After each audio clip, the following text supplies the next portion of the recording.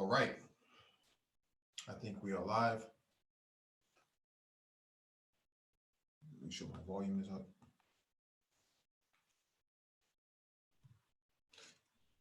Mic check 1 2 1 2. Mic check 1 2 1 2. If anyone in the chat can hear me, just push 1.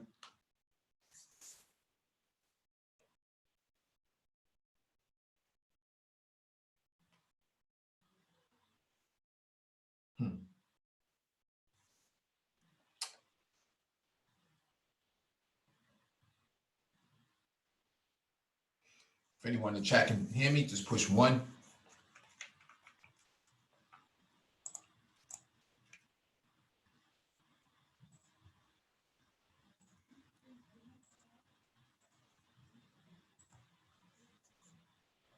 All right, got a confirmation from our brother Art Mustal. Thank you for the confirmation. Welcome back to the Black Brain Trust. This is episode 373, Black Health Talk. Please hit the like button as you come in, share the video if possible, hit that notification bell so you get all the updates from the Black Brain Trust, including those posted on the community tab that we do post weekly. We did post something yesterday, so make sure you check that out. Yeah, based on the last post that I posted on the community tab, there were some questions that I was going to address. I figured it'd probably be a good idea to address it. Spend an hour talking about it. If you want to engage in this discussion, there'll be a link in the chat for you to join the panel. When you click on the link, make sure you raise your hand so that one of us can acknowledge you to advance you to the panel. If you don't raise your hand, you're going to be sitting there for a long time. So let me share my screen with what I'm talking about here. Oh, what am I doing? All right.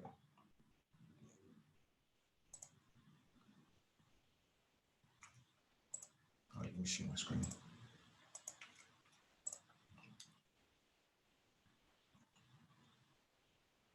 So typically when you work out, from a fitness perspective, you usually want to consume some form of protein post-workout within 45 minutes to an hour.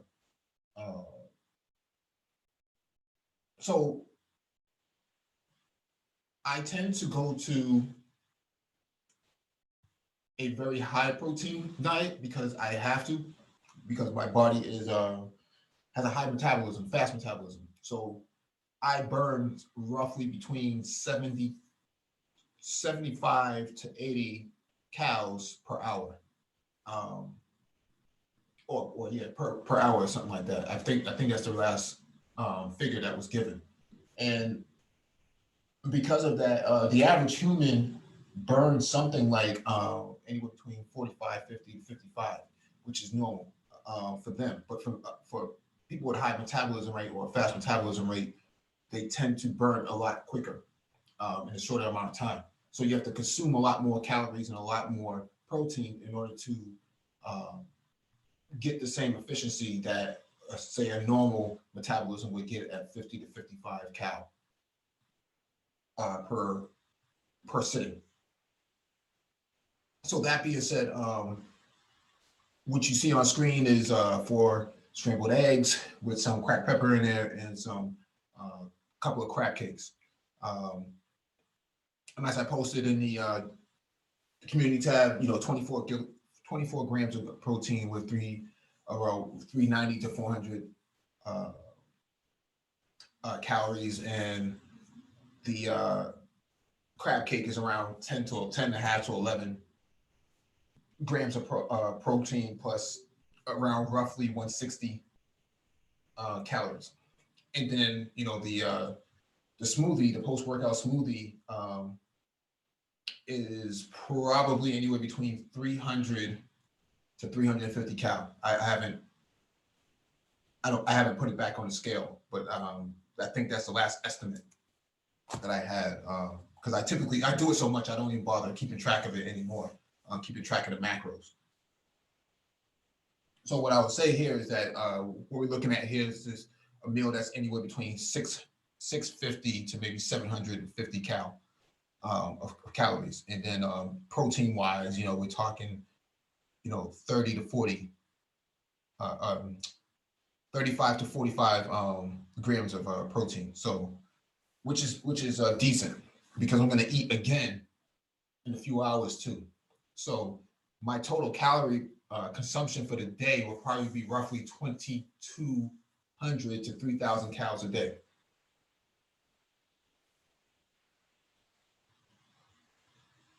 Um, so the benefits of nutrition. Let me make sure nobody's in the chat waiting.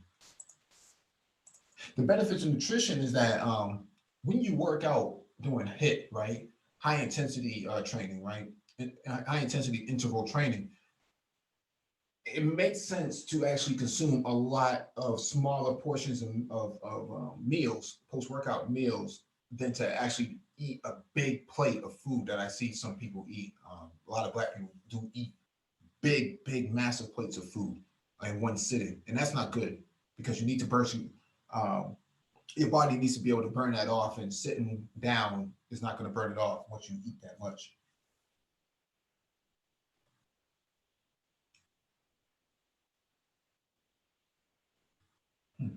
So let me go down and let me answer a few questions. So Diaspora L asked, how many grams were your 2 scoops away? So the 2 scoops away um, was, let me click on the link.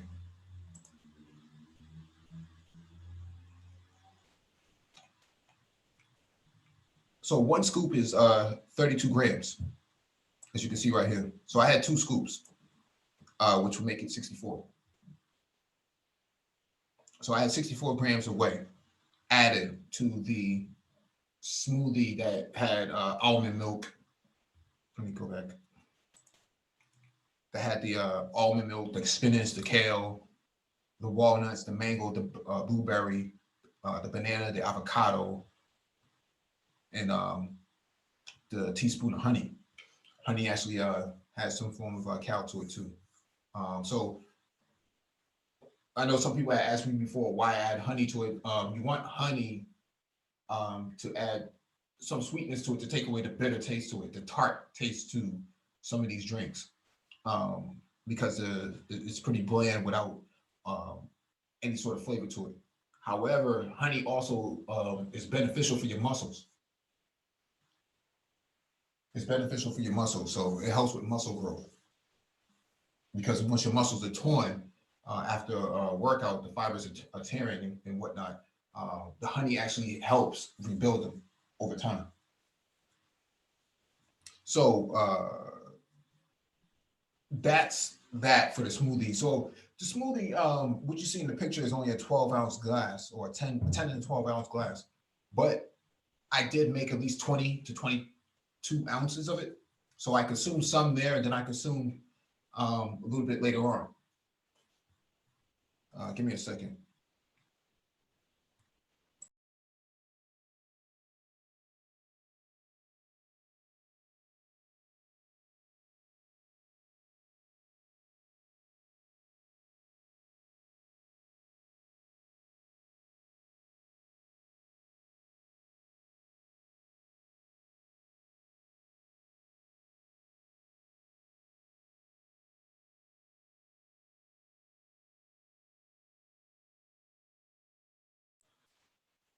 So yeah, that's one post-workout meal. I may switch it up. So crab cakes one day, salmon the next, and then after that I may do scallops, I may do shrimp, so on and so forth, and then I may flip turkey in there twice um, throughout the 5-day week. But it's never the same.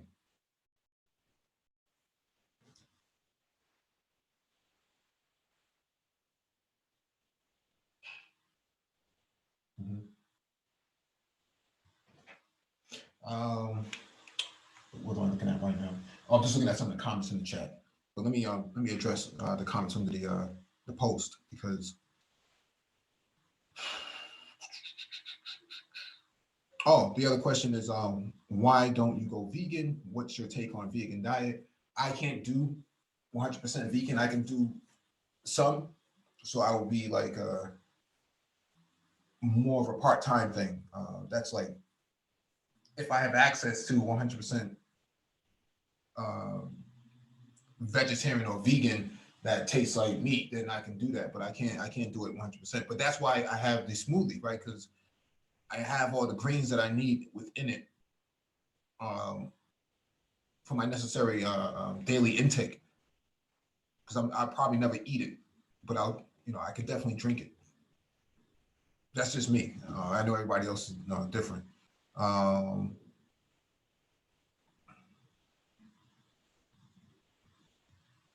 Let me see. Yeah, so that's all the questions, man. You also should go to the community tab and actually hit the like button on the content, because then that lets me know if people are really interested in this stuff.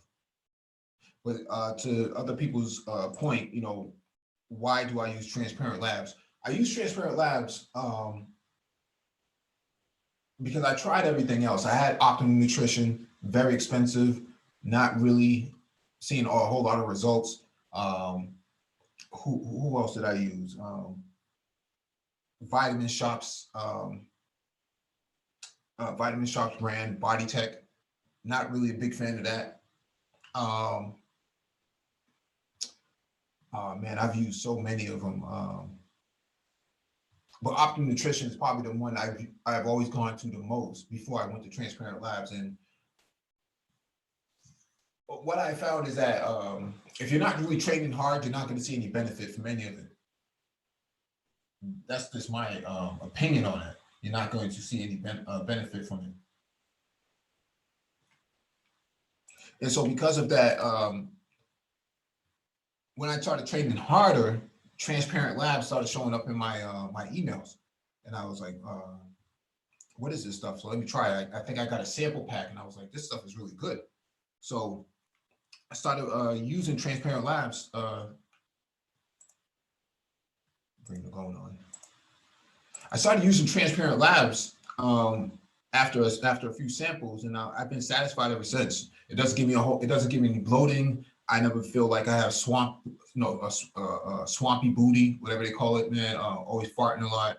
Um, it goes down really easy. The flavors are true to their name. So milk chocolate, strawberry, stuff like that. It's true to the name. Some of the other stuff I've used in the past, it'll say like strawberry or ice cream or something like that, and it's the worst taste. The worst aftertaste is disgusting. I don't even know how anybody can eat that type of stuff or drink that type of um, mass gainer sort of stuff, man. It's just really nasty. I'm not really a big fan of it.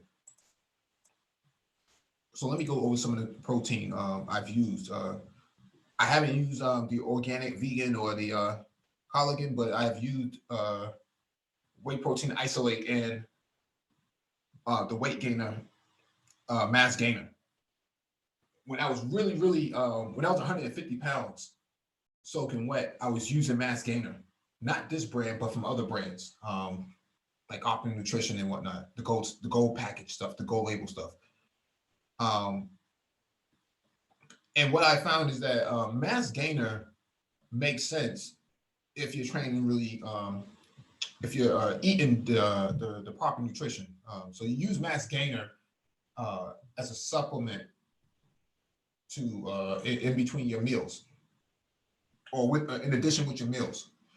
So I stopped using mass gainer years ago, but I still use mass gainer for like pancakes and stuff like that.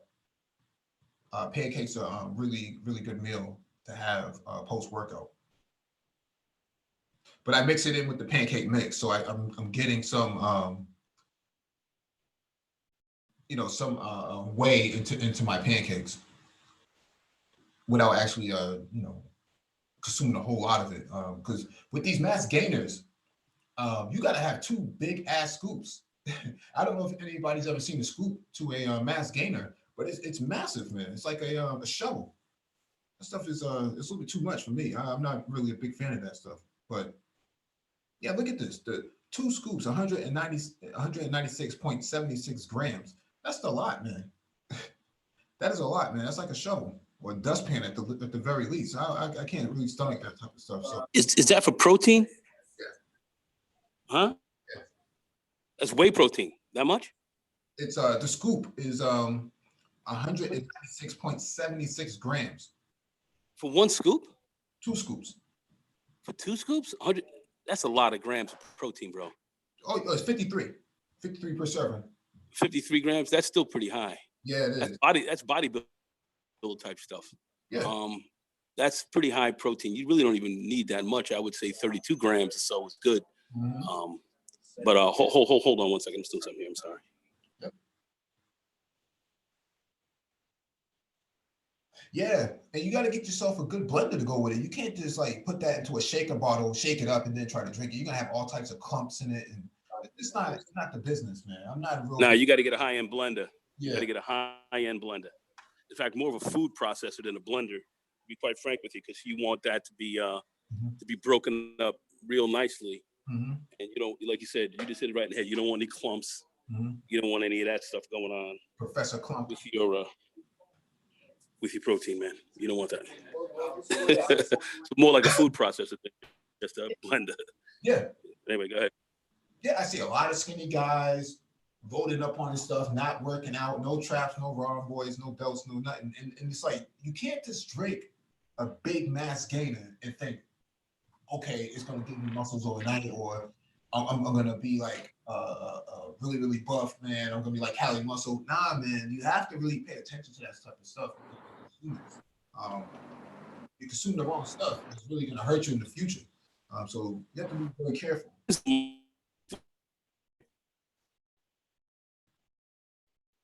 And you're breaking up a lot.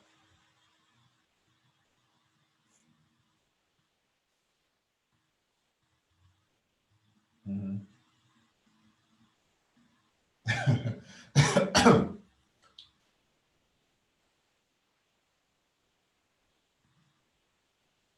Mm-hmm.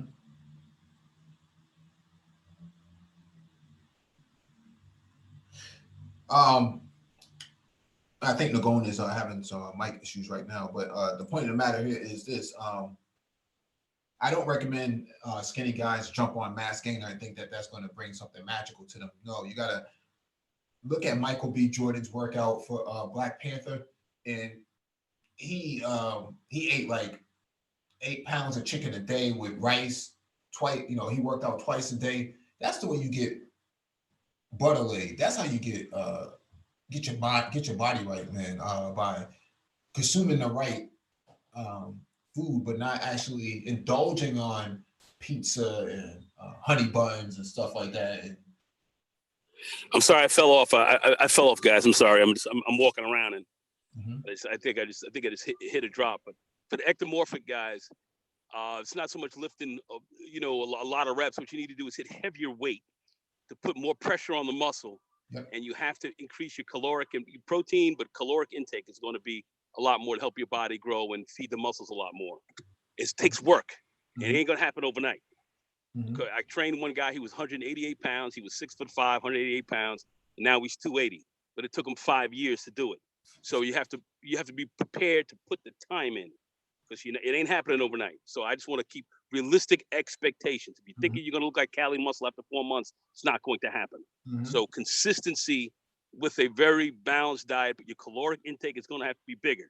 Somebody who's 6 feet, 165 pounds or something else like that, and you want to get to 210 pounds, your caloric intake is going to have to be somewhere around 5,000 to 6,000 calories a day.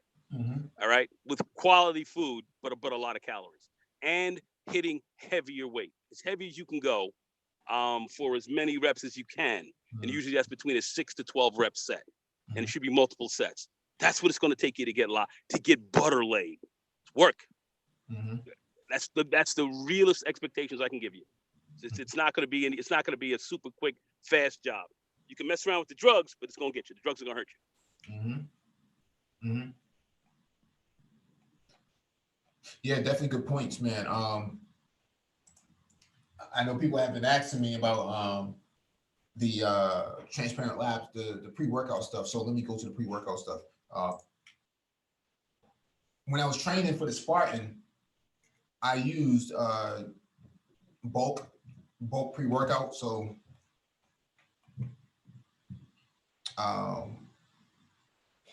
one scoop is 22 grams.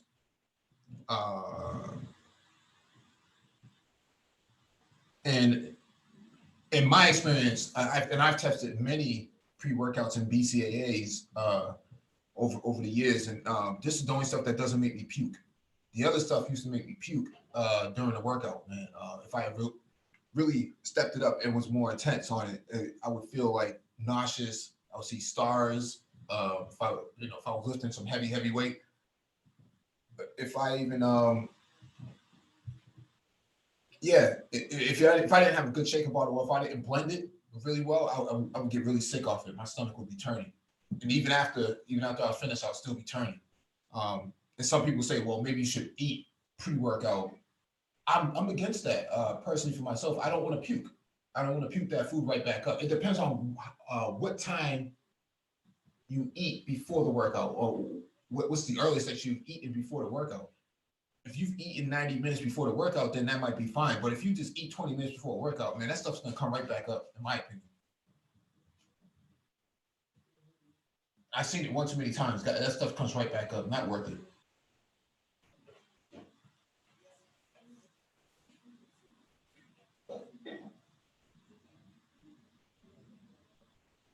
Yeah. Yeah. Pre-workouts? Yeah. I'm of the mindset. I see people taking these pre-workouts, taking a powder, going straight to the dome, as they call it. Oh, yeah. You may have a freaking heart attack, all right? Mm-hmm. So very stupid, very unsmart, all right? And a lot of these pre-workouts are way too heavy with stimulants. Yep. And then people become addicted to have to use these stimulants in order to work out.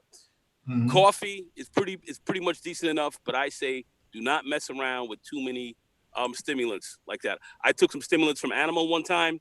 I literally started having angina. I started having heart pain. Scared the bejesus out of me. I never used another one since. So I'm just telling you, be very careful with these pre-workouts. They're designed to give you a super jolt because they're selling that, and it's not healthy for you. I do not believe. A little coffee in the morning and a beast-like attitude, you gonna come off in the gym. But it's going to be about you being dedicated to it. Mm-hmm. Okay, there's no shortcuts, guys. I'm not sitting here telling you there's no shortcuts. Yeah. No shortcuts. All right. I'm sitting here getting ready to hit 190-pound dumbbells. Mm-hmm. 2 dumbbells, 2 grown-ass men in each hand. All right. Mm-hmm. That's what I'm getting ready to hit. How long is it taking me to get there? Years. It's butter laid. When you see it done, it's highly butter laid, but it took years to get there. You ain't getting there overnight. Ain't gonna happen. Mm-hmm. All right. I'm just trying to be very realistic with you guys. I'm not trying to sit here and tell you anything. There are no shortcuts. If you think there are, you finish. You're going to get torn out the frame. Mm-hmm. This is with these drugs and all this other bull crap that's going to kill you. I've known people who have died already from this crap. You don't need the drugs, all right? Only thing you need is a beast-ass attitude and a serious commitment to going to the gym on a regular and consistent basis, 4 to 5 days a week. For you skinny guys, okay, you got a fast metabolism. So the bottom line with you is let your metabolism do the work, all right? Mm-hmm. Eat a lot of food, good balanced meals, but eat a lot of food and lift heavy. You're going to see gains. Mm-hmm. Trust me, that's where it's at. Anybody else telling you anything else different, they're bullshitting you. They don't know what they're talking about. You got to eat more frequently. 6 to 7 meals a day is not impossible. The meals have, like Nicole was saying, the meals have to be the right meals. You can't just be eating Burger King and Wendy's and Chipotle. I know I've never eaten from there, but I've seen. Okay, I'm going to say this. For you young kids, the kids who are 17, 18, 19 years old, you can do Burger King. You know what I'm saying? You can eat some pizza. Your metabolism is running so goddamn fast, it's faster than a road run. So you can get away with that. Okay, it's just the older guys. You can get away with that for a little bit. I don't suggest you eat much of it, but you can get away from it. You can get away with a little bit of that. But you have to live heavy, and you will make gains because your metabolism is very fast. All right, so I'm just saying you can't get away with a little bit of that. The older you are, the less you can get away with that. So for the older cats, you have to have a balanced meal. But if you're skinny, skinny, ectomorphic, you're going to have to increase your resistance levels. It's painful. It's gonna hurt a little bit. It's gonna challenge you. You ain't gonna make no gains without doing that. If you think you're gonna make these easy gains, you're dreaming. Ain't going to happen. It's work. I just want you to be realistic. I'm not gonna sit here and play games with y'all. Oh yeah. I'll tell you exactly what it takes. Anyway, all right. Yeah, you can eat those. I mean, having 6 meals a day is not bad.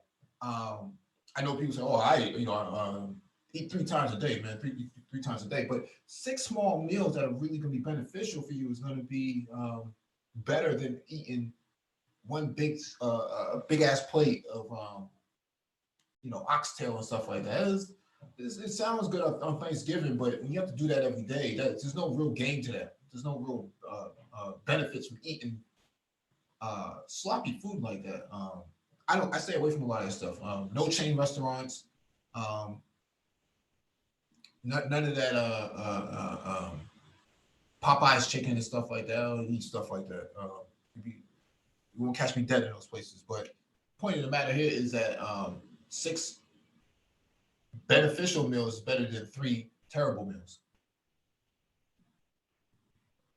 Bro science, though. Bro science.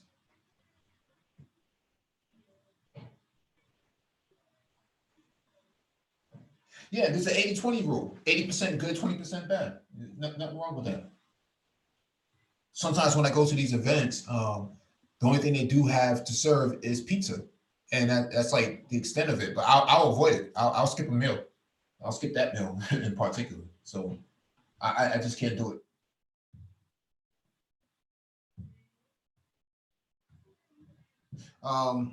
Let me go to the oh yeah, let me share my screen again.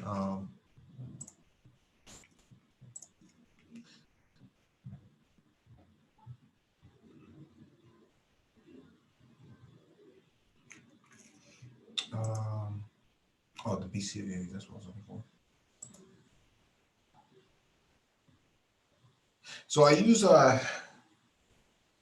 when I was training for the Spartan, I used the creatine H&B from Transparent Labs. I found it to be beneficial. Having any issues with it, they have 2 flavors, raspberry and unflavored. I use the unflavored.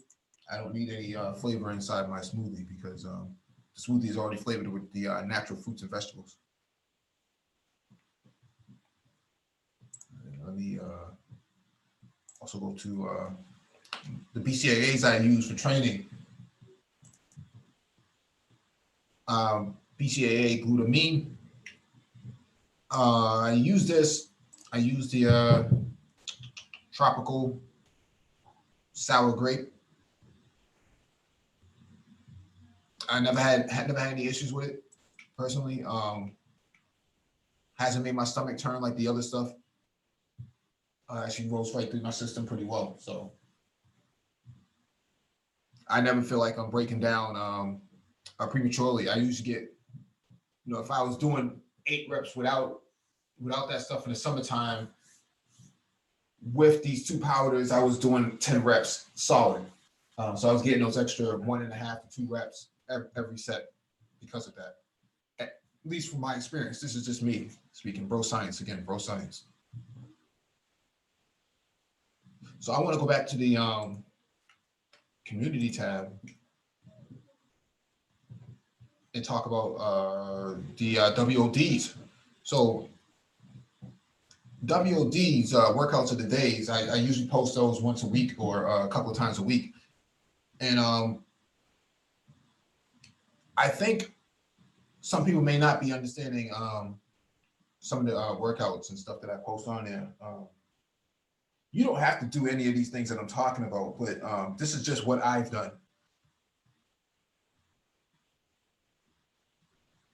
It's just a picture, Jason Caesar, just a picture.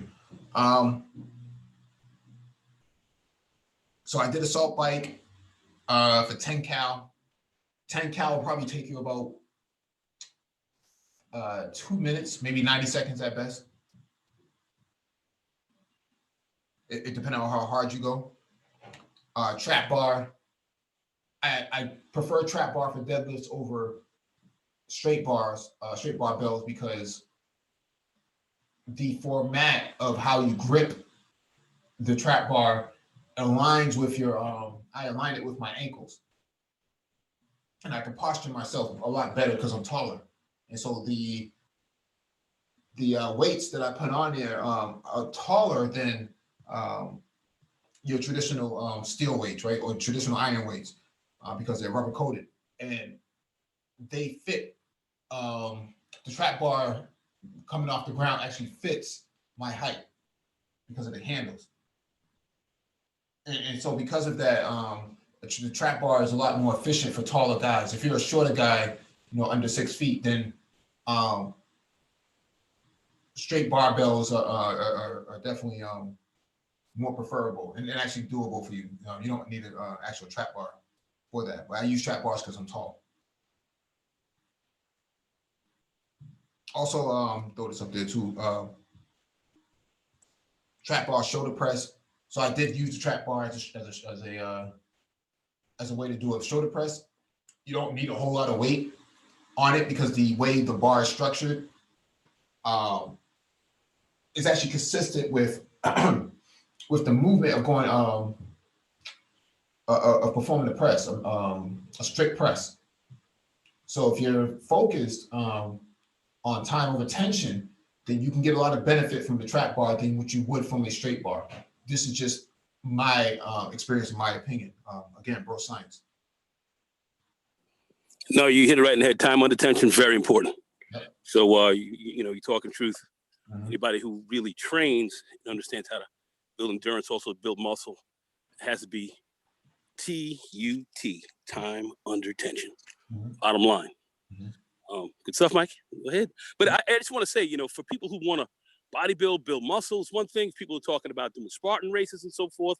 There's two separate types of training. It all depends on what you're trying to achieve. If you're trying to achieve a bigger, more swole body, there's one way to go about it. If you're going to do a Spartan kind of deal and do what Mike's talking about, it's a different type of training in your body type. You're going to be kind of lean swole, but you're going to have a slightly different look. It's a good look. People like it. Yeah, it's a definite. But there are some differences. So go ahead, Mike. I'm sorry. Go ahead. No, I was just saying it's an athletic look, right? It's yeah, body definition, but you're not actually Cali muscle or CT flexion.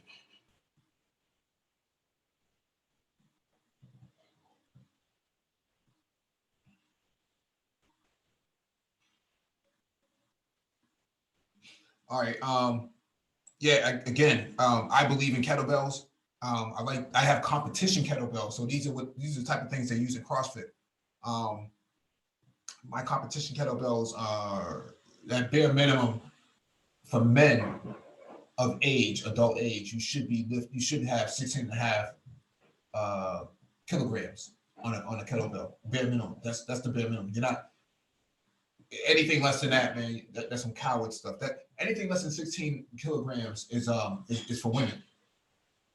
Women usually range in between 6 to 12 kilograms. Men, it's 16 to 24. So I use 16s and then I go up to 20 and then I come back down. So kettlebell upright rows, you can use a straight bar, but I prefer the independence of not relying on a barbell. And what that does is it forces both my arms to actually work equally to get the same efficiency. If I use just a straight bar, then what would happen here is that I can kind of lean more onto my right because I'm stronger with my right than I am with my left. And then I can I'm somewhat masking my flaws by hiding behind the barbell itself. If I use a kettlebell or a dumbbell, then what that does is it forces both my arms to actually work in tandem together, because to get that kettlebell up from a dead to a clean and up to a row, then it requires equal strength. So that's why I use kettlebells, because of the way the grip is on the handle, on the ears. So kettlebells are great. Mm-hmm. I thought they were succulate at first until I had a trainer come by and kind of help me get down with them a little bit. And I found them, the heavy ones, I found those to be very, very, very good. Even with squats, kettlebells are wonderful. So I have a different view about them. I thought they were succulate at first. It wasn't a straight bar. That's not the case at all. So kettlebells are great. Incorporate those in your squats or even other types of exercises that you feel can be appropriate, but they're very good. I think so. Yeah. So yeah, Mike, I'm totally agreeing with you, man. Awesome stuff. Yeah, and you can rack the kettlebell too, not in the same way that you would a dumbbell. Dumbbells is not rackable on your shoulders. So if you clean the kettlebell from a dead position and bring it to your shoulders, the way you would bring it to your shoulders makes it easier for you to either walk with for a lunge or for a farmer's carry, build up your forearm strength, or for upright row. So it's just the way the format of the weight is, the weight is centered on the kettlebell. So that's why I use those rather than a barbell. Incline bench, side lateral raises. You don't need big, heavy dumbbells. You don't need 35, 40-pound dumbbells to do a lateral raise, for your shoulder lateral raise. That's, you're forcing it. You never get those things up to be 90 degrees. Not going to happen. So go lighter on your weight. You want to go 1/3 of your typical curl. So if you're curling 25, 25, 30 pounds on a DB, you want to drop it down to 1/3 for a lateral raise, because you want higher reps and more efficiency. If you have, if you have a 5, 6, 7, 8 shitty reps, that's not really good over time. It's better to have 12 to 15 reps with that are clean rather than shitty. So 10 pounds, 12 pounds, 15 pounds, that's fine. Nothing wrong with Mike, that. You hit it dead in the head. Quality over quantity. 15, 20 crappy reps as opposed to 10 clean, properly done reps. You're going to get much more better effect, and you're going to have a lesser chance of injury, because poor reps tend to lead to injury. That's what happens. And that's how I screwed up my back, deadlifting a lot of weight. And I just made a mistake. I bowed my back where it should have been straight, and I should have let my rear end drop at the same time I was lifting, and I had the weight just a little bit off of my shins. And it was these little small things that were quick when I did the lift, and I jacked my back up. It was heavy weight, but you gotta use perfect form. And you may get away with it with lightweight. When you start messing around with heavier weight, you're gonna get torn out the frame. So it's very important. Hold on a second. Yeah, Nicole's hitting right on the head. Quality reps is better than shitty reps. I see this a lot on YouTube. Guys just throwing up, okay, you threw up 125-pound DB, but you're struggling to get this thing up, and somebody else has to correct the form for you. That's shitty reps. Your reps shouldn't get shitty until you go to failure. Failure means that you're going until you can no longer get that clean form. Right? You get that one last rep. If you was going for 8 reps, that ninth rep or that 10th rep, that may be where your maximum threshold has been hit. Throwing up heavy DBs and having sloppy form, you're gonna hurt yourself, man. There's many videos on YouTube of guys just dropping dumbbells on their feet or barbells on their chest. This real shitty form. It didn't make any sense as to why you had to do that. So excellent advice. There's one video, I don't know if anybody saw it. Most guys don't, being that I watch a lot of bodybuilding stuff. The guy was doing shitty form. He was doing 130-pound dumbbells, and his form was totally effed up.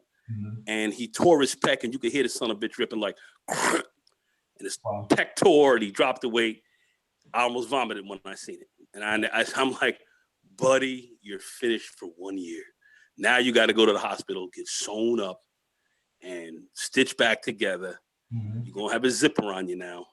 And now you got to get back into it. Poor form did that for him. Lifted heavy with poor form, tore his shit out the frame. And it tore his pec. You heard it go, pop, pop. It was a disgusting sound. So, you know, as guys think, you know, ego in it off and not looking at the big picture. So form follows everything. Form follows everything. So you have to have good form when you're lifting. And that's critical. There's certain things you can do. I do constant tension reps with the bench press and so forth, where I'm not going all the way down. I'm not going all the way up. I'm keeping the tension. I'm keeping under a lot of tension. These are things you pick up from bodybuilders, but you have to have your arms and feet and everything in the proper position. So you're making sure that you're really pushing the weight and you're getting the proper type of torque underneath it. You know, so there's certain things you can kind of deal with, you know, play with a little bit once you've become very good at what you're doing. But it's all based on good form. If your form is crap, you're going to get hurt. And the gym, depending on what you're playing with, you can actually die up in there. You know. So you don't have anybody watching over you. Anybody can't hear you scream. That very much very much could happen. I'm sorry, Mike. Say that again.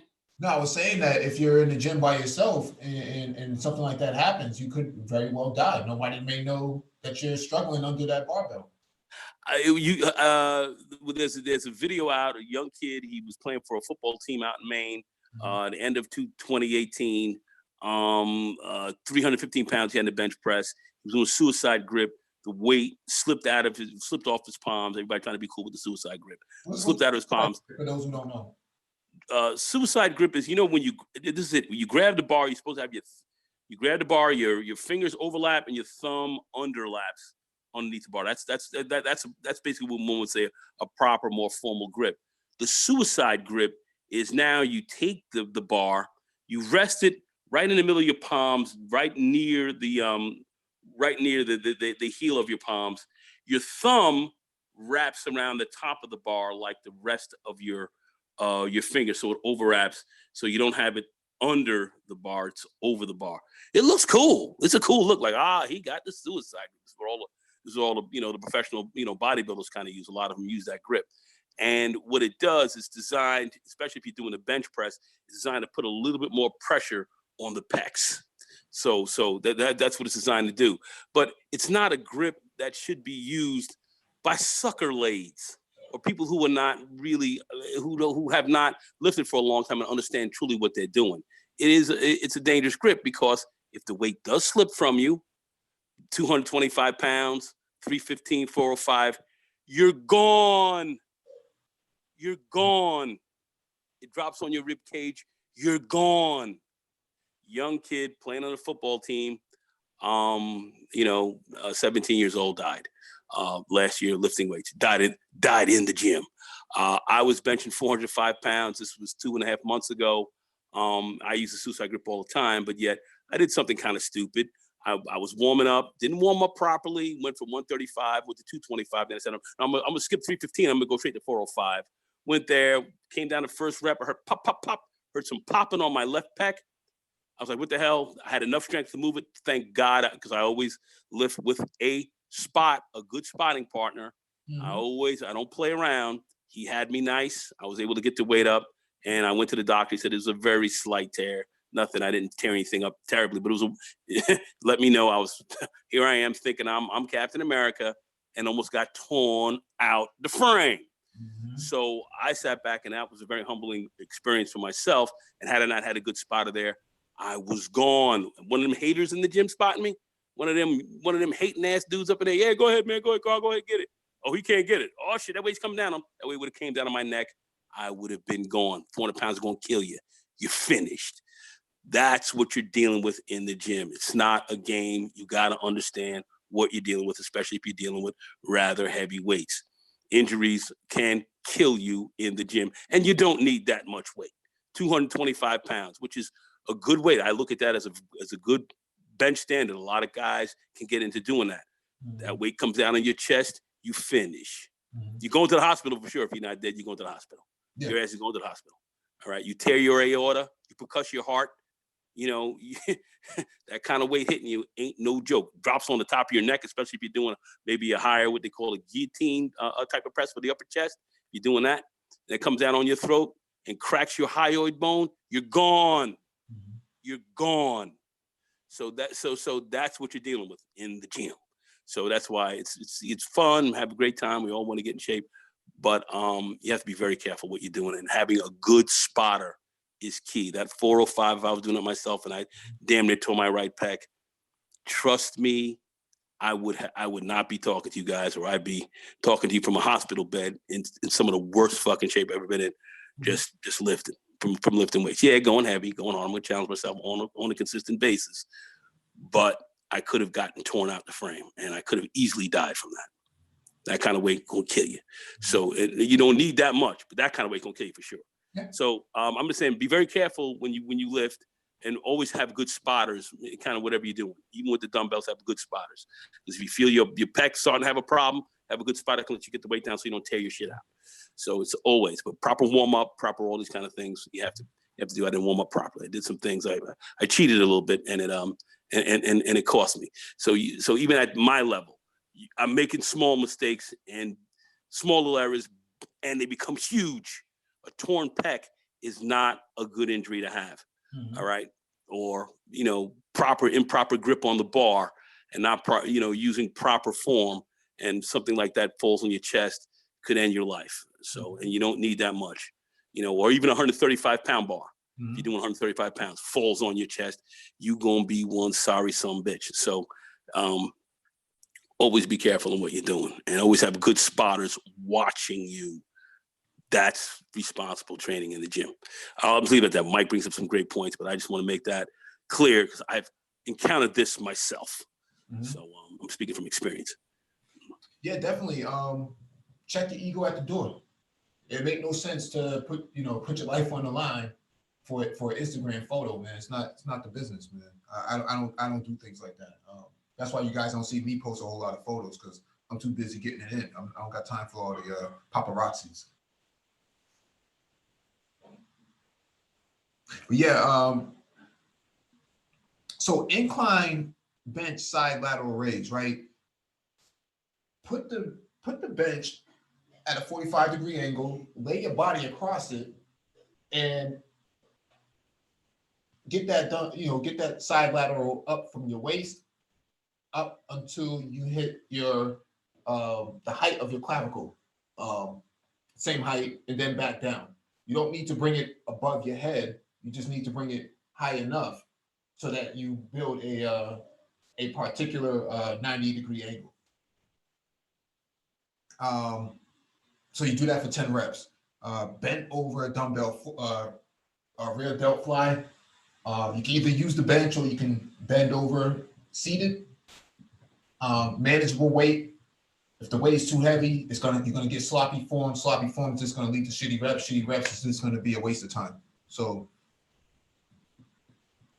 again, my recommendation is 1/3 of your curl weight. And the next one is barbell shoulder shrugs, 3x12. Set it up on a rack. I'm usually at waist height or at a below waist height. I can clean it up off of the rack itself, and then get as many shrugs as I can, and then I'm back down. Some people use straps. I have straps. I just can't find them right now, so I should probably go order some more because I don't feel like looking for them. But yeah, shoulder shrugs, and then superset that with seated front cable raises, front raises. So you can do this off a concept rower. I see some people in the chat have concept rowers or rowers. So take the rower, sit it. You can either sit yourself in it, or you can put a bench over that rower, and then you can sit at a higher height, but at the same time, take that rower handle and go straight over your head.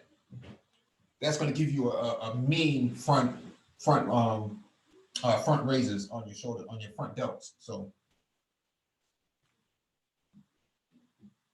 all right, let me get to this next one. Seated, bent over, wide grip, barbell row. So on my bench, I should probably take some pictures of this.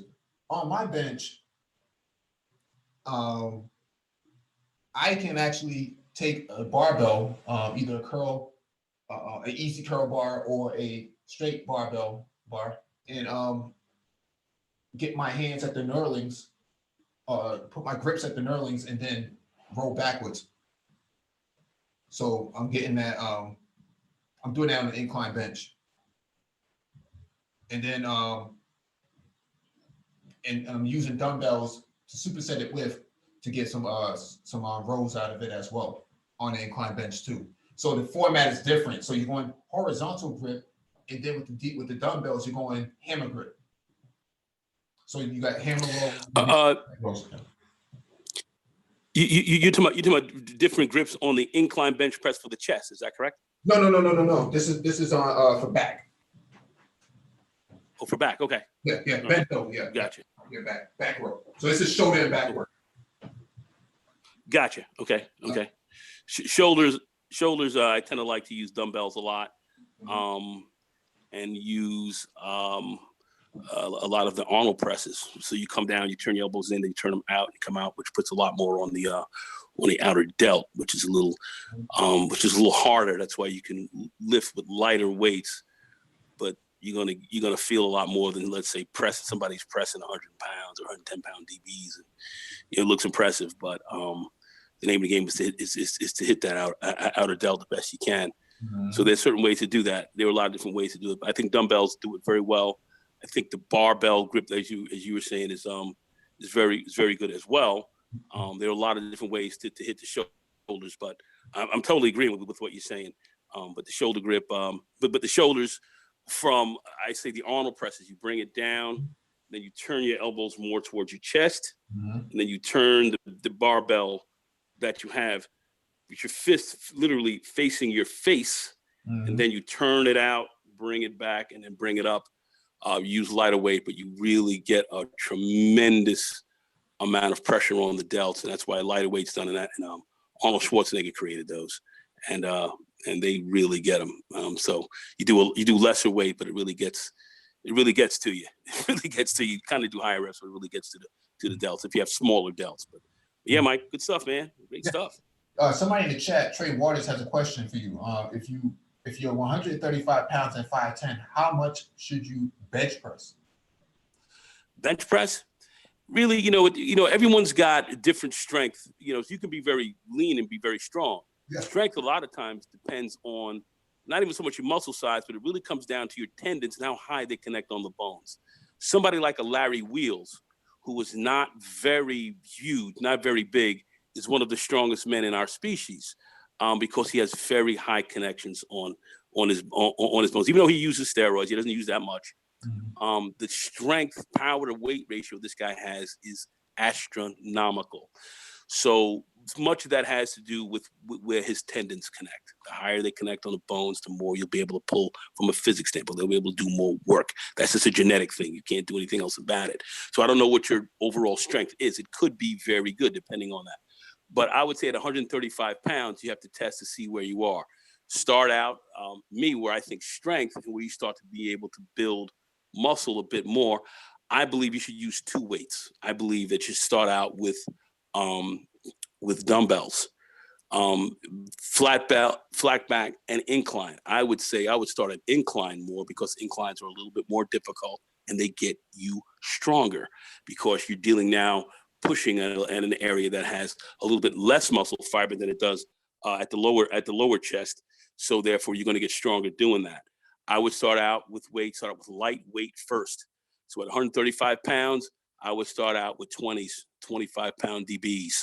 And I would start out with 12 rep sets, start out with at least 3 sets, 12 reps apiece, 25, see how that feels.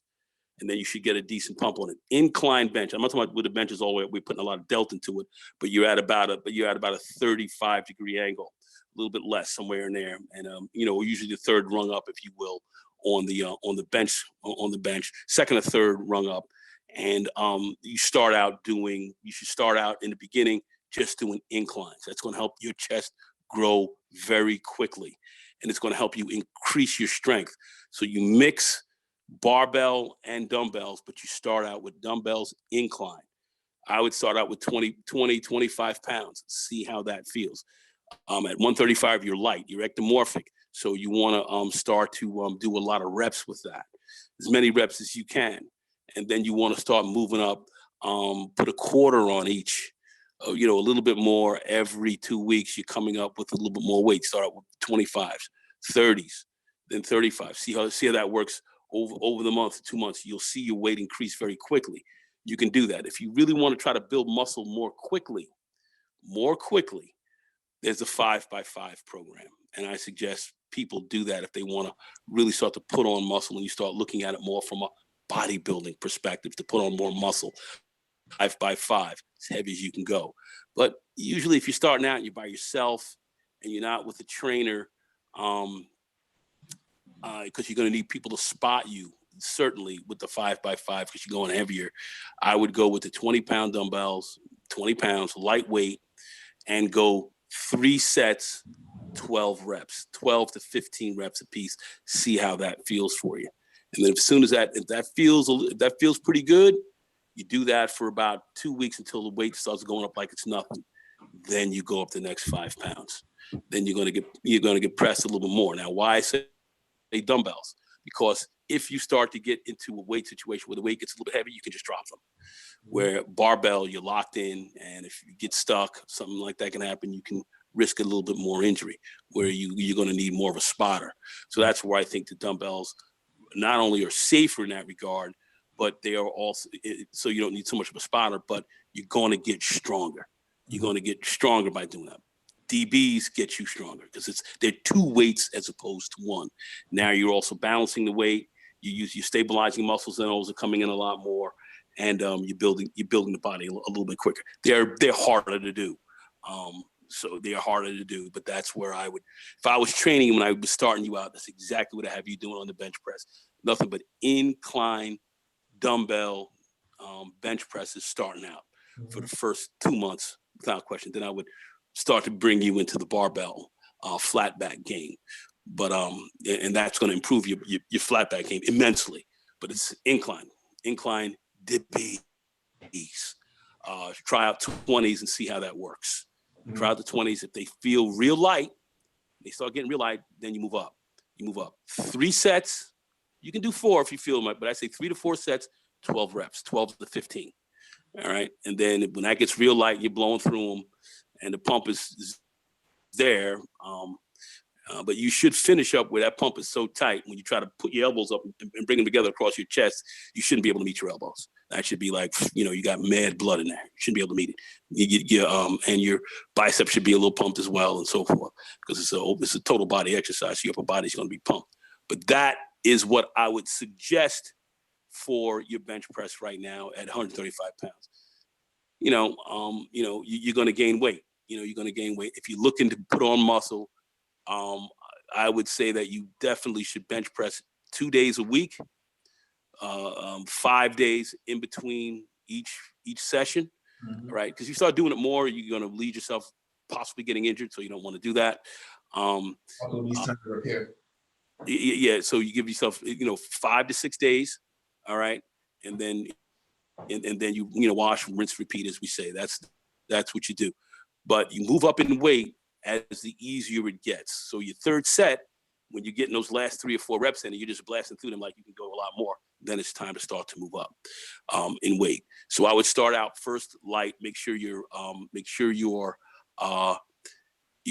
form is right. So you're making sure that when you're on that bench and you're sitting there, you're bringing the weight down. You don't have to always hit your chest, but bring it down close to your chest. You want to go up to the top, and as a beginner, you're going to lock out at the top and bring it all the way down.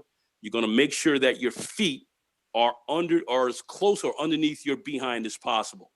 So you get an arch in your back, so that back arches and rolls. So that's going to help you to push the weight and torque it up and put a lot more emphasis on the chest. So you want your your shoulders and your behind as close together as possible. Bone that as close together as possible. All right. So that's how you want to try that. But start out with light weights first, 3 sets, 3 to 4 sets, 12 to 15 reps. And if that's too heavy, then you want to drop down and then build from there. That's how I'd start to build your chest. And don't worry about how much weight you're doing. Don't worry about your individual weight right now as far as how heavy you are, because as you lift more and you stay more consistent, you're going to gain weight. You're going to find as you train heavier, you're going to get hungrier. So you've got a fast metabolism. Don't worry so much about, well, what am I eating? I got to eat, chicken and broccoli. Yeah, eat chicken, eat broccoli. You can have a little ice cream, hit some, a little bit of pizza as well if you want to do that. Not all the time, of course, but you can get away with that. You can get away with a little bit of that right now. All right, as long as you're putting on some calories. Put on, if you're going to eat something, eat good stuff. I don't say, eat Skittles and all that crap. I'm talking about, a little ice cream is always good. Little ice cream is good. Sausage and pepperoni pizza and all that. Not bad at all. Actually quite good. That kind of stuff you can get away with. You want your caloric intake to start to come up. All right. And you just want to train hard because you're going to be thin. Your metabolism is going to be fast. Your metabolism is going to do the work for you. So what you want to do is you want to start to proper form, but start getting the weights in.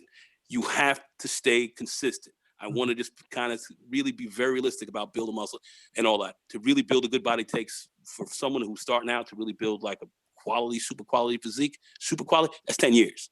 All right. You want to start to get swole. Okay. Start to put some swole on. That's going to take you 24 months. Yeah. All right. You're going to see tremendous gains in your first year. Okay. But you're starting to get swole 24 months. All right. You want to have a really nice, physique, but people are going to be starting to look at it and say, this dude is swole as fuck. It's 56 months. All right. So that's what we're talking about. I'm giving you very realistic expectations. All right. Especially if you want to get a certain type of body that you want, where you want to look right. All right. If you're doing Spartan training or you're doing marathons and everything else like that, you're going to have a different type of body. All right. But if you want to kind of, what I call, you want to be walking around looking like my boy Chris Jones said, hoe ready. You want to have that hoe ready look. Mm-hmm. All right. Where the hoes are saying, he bought a leg. That's going to take you 24 to 36 months. Yeah. I also think that supersetting, when you're first starting out, is actually pretty huge. With simple things. It is. As decline push-ups, incline push-ups. All right, Mike. I just want to say this real quick. My thing, if he's just starting out, I say you begin to incorporate that in as you train more and more and more. The name of the game first is to get his body ready, because when he starts, he's going to do that, and then he's going to do the decline push-ups and all that. Same time, this dude's going to be so fucking sore, he's not going to be able to move, and then he's going to tear down so much muscle, it could potentially back him out. So what you want to do is you want to make sure that he starts to train and build up. It's you've got to build up to what he's getting into. I just say that because Mike is right. Mike's not wrong about what he's saying. He's dead on it. But sometimes, especially with people who are just coming into the game, it's a ramp up. You got to start to ramp up to take on more and more and more. And then as you get butter laid, the game changes. You add on more. But he's right. Yeah, and getting a resistance band light to medium. I don't know what the color scales are everywhere else. I think mine's a yellow for light and red for medium. Wrapping those around the bench in the incline or in the flat format, and getting it into a chest fly can actually be very beneficial as a superset. You're not killing yourself. It's not dumbbells. You're not going to drop them on you. They're just bands. The resistance in the bands itself is going to allow a simulated DB. So when I say superset, those are things I'm talking about. Superset, you're not actually throwing a whole bunch of things out at it, from a DB, KBs and stuff like that. You're not really throwing a whole bunch of things at it. Simple resistance bands, the ability to perfect your form so that when you do need to step up to DBs, your form is already there. So that's what I was referring to. But getting back to the WOD 16, seated bent over wide grips. So again, you got the horizontal format, and then you have the hammer format parallel with the dumbbells for a row. You always want to start off 16 kilograms at best for a man, for a grown man, a grown ass man. You want some form of resistance when you're doing back training. And the second part is what I put in there was bent over back row pronated, and then a flat bench dumbbell pullover. So this is simple. The barbell's on the rack anyway, so all I have to do is lift it off 3 or 4 inches, and I'm hitting that, and I'm bending over, and I'm hitting that that back row pronated. So what does pronate mean? Pro means your palms over the bar itself, and then supinated would be the opposite. It'll be an underhand row. So 3 by 8. I'm starting off with about 100. So 50 pounds on each, 50-pound plates on each. And then I'm scaling up from there, 10% at a time. So I'm going up 10 pounds on each plate until I reach, 30, what's additional? Around 30 or 35 pounds more weight over time, over each set. Using the dumbbell for a lat pullover on the bench. I'm making sure my head is just an inch off of the bench, and I got full grip, flat-handed with the dumbbell over my head, over my the back of my head, and I'm working my lats for that. So same thing with the next set, just supinated underhand grip, and then single arm, finishing off with seated cable rows. So basically on a row machine, I can do the same thing that I would on a full scale life fitness sort of machine that you would see in the gym. I can simulate the same thing, same resistance. I'm going for higher reps, but I'm making sure my form is correct every single time. So I'm pausing that 1 to 2 seconds, and then I'm back at it again. You were going to say something? No. I was gonna say, I mean, you breaking it down beautifully, fam. That's all. I got nothing to say. I'm listening. Good stuff. Yeah, there's a lot of questions in the chat, man. The chat's popping off. Yeah, go ahead. Let's deal with some. Hopefully, we're answering the questions pretty decently. There's some knowledge here. Mike is breaking down a lot of stuff. Mike tends to train more for endurance types of events with a lot of different types of movements in there, which is a slightly different type of training. And there'll be those who'll be very interested in that. But yet Mike sticks to a very solid workout regimen as well, which is his base. I take my game more from a bodybuilding, powerlifting type of situation, more bodybuilding, powerlifting, because I'm getting a little bit old, a little bit long in the tooth to be benching 500 pounds, all that craziness. It's just, it's the risk for injury right now is just too great. So really from the bodybuilding perspective, you don't have to lift as much heavy weight to get really good results. So if there are those in the chat who want to get back in shape, just build their body to get a decent shape looking, right? Weights are going to play one role. That's going to reshape your body. But Mike is laying a lot of stuff down. We've talked about nutrition already, but really 6 packs and everything else like that you want to see are diet related. That's really more from a diet. You can build a really strong abdominal wall and have that bad boy strong as a mother, but it's not going to be seen if you've got layers of fat on top of it. So that's where the diet comes in. So I just want to stress nutrition is very, very important for those who are fat, who want to lose weight, and you want to eat, and you want to eat properly.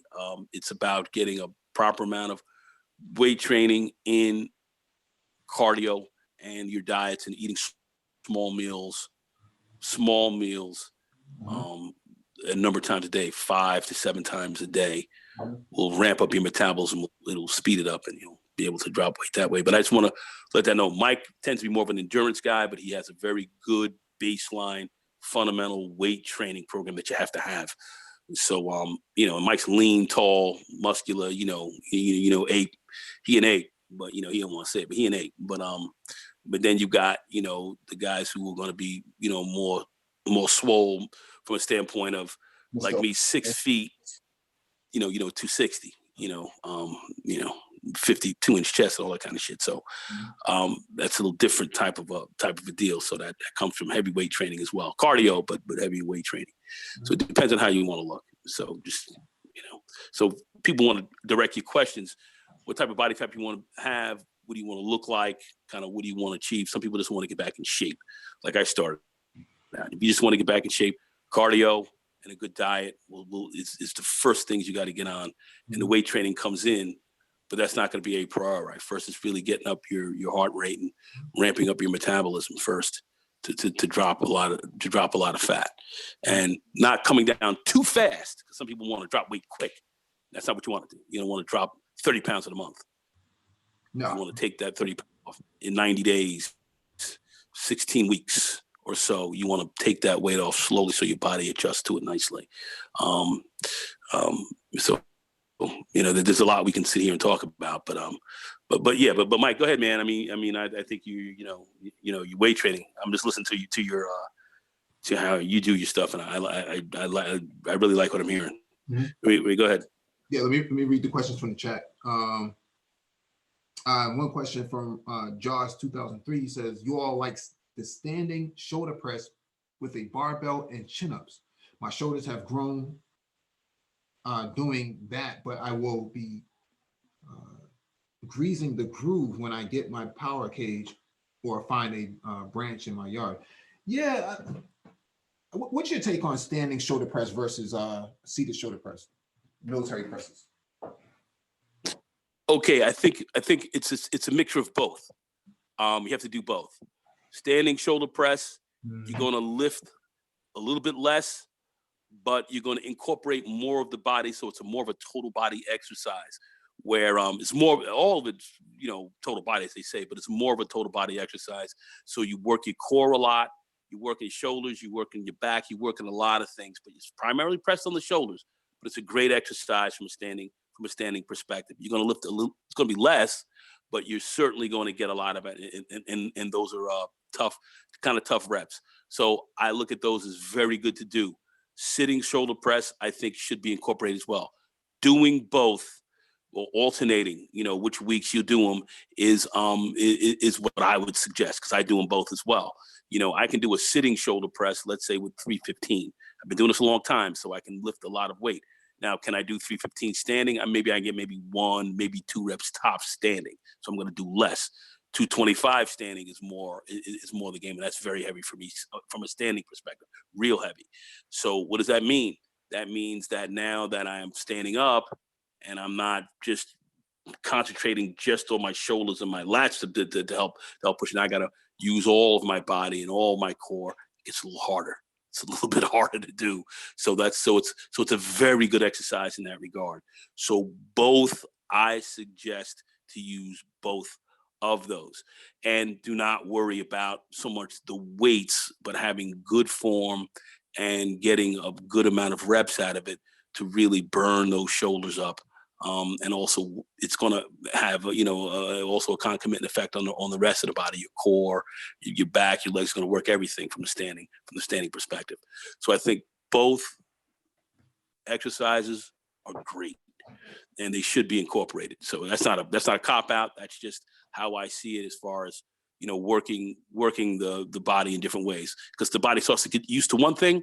You change up and you move it with something else, and then you hit it a different way, and then it responds also, and you find you get a greater result.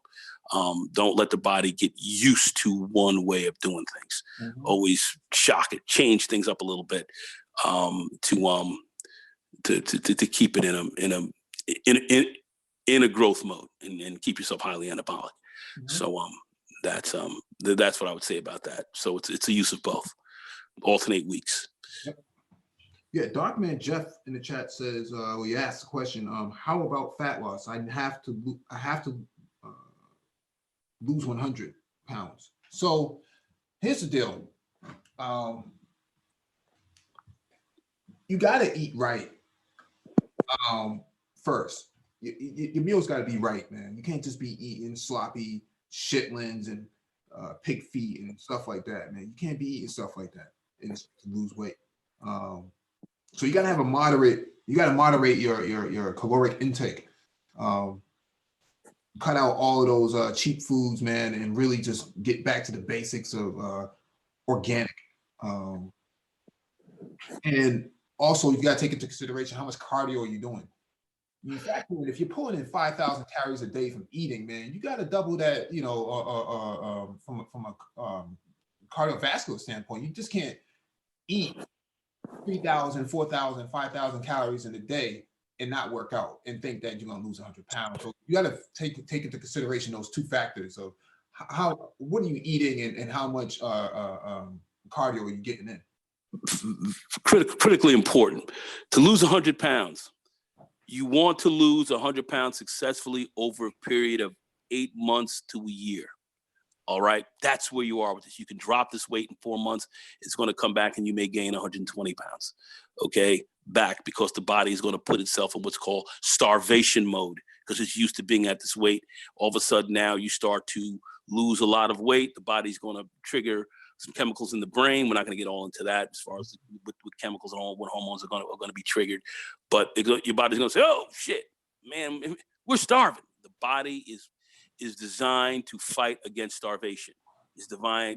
Because what it says is now we're going into a state of wasting and hey, this is a crisis. So that's why you want to lose the weight slowly. But when we say slowly, it's a steady process. Your game to begin to lose 100 pounds is going to start first with your diet. And I suggest you talk to your doctor or nutritionist who's going to sit back and take a look at your BMI, take a look at where you are with respect to your vitals and so forth. And then they're going to prescribe a diet for you, of which there's a lot of different foods out here that you can begin to eat that may have a decent effect to say, hey, listen, I kind of like how this food tastes. But at the end of the day, you're going to have to employ some level of discipline. But yet you're going to have to, when I say some level of discipline with respect to you eat, but you really are going to have to be very steady about your cardio, very steady about your, your workout cycle, and you have to stick very closely to your diet. All right. And the diet game is tough. So that's why you got to start to wean down. When I first really started working out crazy and I started losing a lot of weight, I was 285. I said I wanted to get back down to a great weight and build from there. So I went from 285 down to 212 pounds. And I did that pretty quickly. But what I found myself doing, one day I walked into, you guys listen to me. So I'm going to tell you where I've been. I walked into Walmart one day and I saw a box of glazed chocolate donuts. Them bitches was shining. They was looking like a Brazileris fat ass. Pardon me, expression. This is how I was like, holy shit. But anyway, I said no because I was on this real tight diet, so I felt, okay. This is my body. This is my body now. Hear me out. Mm-hmm. So I'm on a very strict caloric intake. I am losing a lot of weight. I'm lifting small amount of weights, but I'm on the treadmill for 2 hours and all this kind of stuff, burning up over 1,000 calories, taking my shirt off and wringing the bad boy out like I stuck it in a bucket of water. And I'm doing all this. My weight's coming down real quick. I'm leaning out fast, but I'm not eating. Okay, this is me doing it myself. Box of chocolate donuts I looked at. Said okay. Ignored it. Came back into Walmart the next time, and I was shopping in there, and I saw myself just walk over there just to take a look at the box again. Looked at it, said, no, I can't do it. So I walked away. About 2 days later, I had a dream. A dream. Listen to me. A dream. Listen to me. A fucking dream of donuts. Of eating freaking donuts, man. Now, usually you may have a dream about being with a woman or something else like that, but I'm dreaming about eating donuts, bro. I never had those kind of dreams before. This was my body saying, oh, you think you're going to outsmart me, dog? Let me tell you what I'm going to do. Since you so used to dropping all this weight all fast and everything else like that, let me tell you what I'm going to do. I'm going to send your ass some goddamn dreams. Okay? I'm going to outsmart you. You think you're going to outsmart the body? I'm going to outsmart you. This is my body saying, I'm going to send your ass some goddamn dreams. And by the end of that, you're going to eat them donuts. That's exactly what I did. I bought a box of them and ate 9 of them. Oh my God. Oh, 8, 9 of them. In one sitting. Bam! 8, 9 of them. Sat back. I felt like I was on a heroin high. Then I realized what was going on. And I said, the problem that I have here is that I'm trying to drop too fast and I've cut myself out. My body is telling me, nah, man, you got to drop quick. So what I did was I went to a trainer.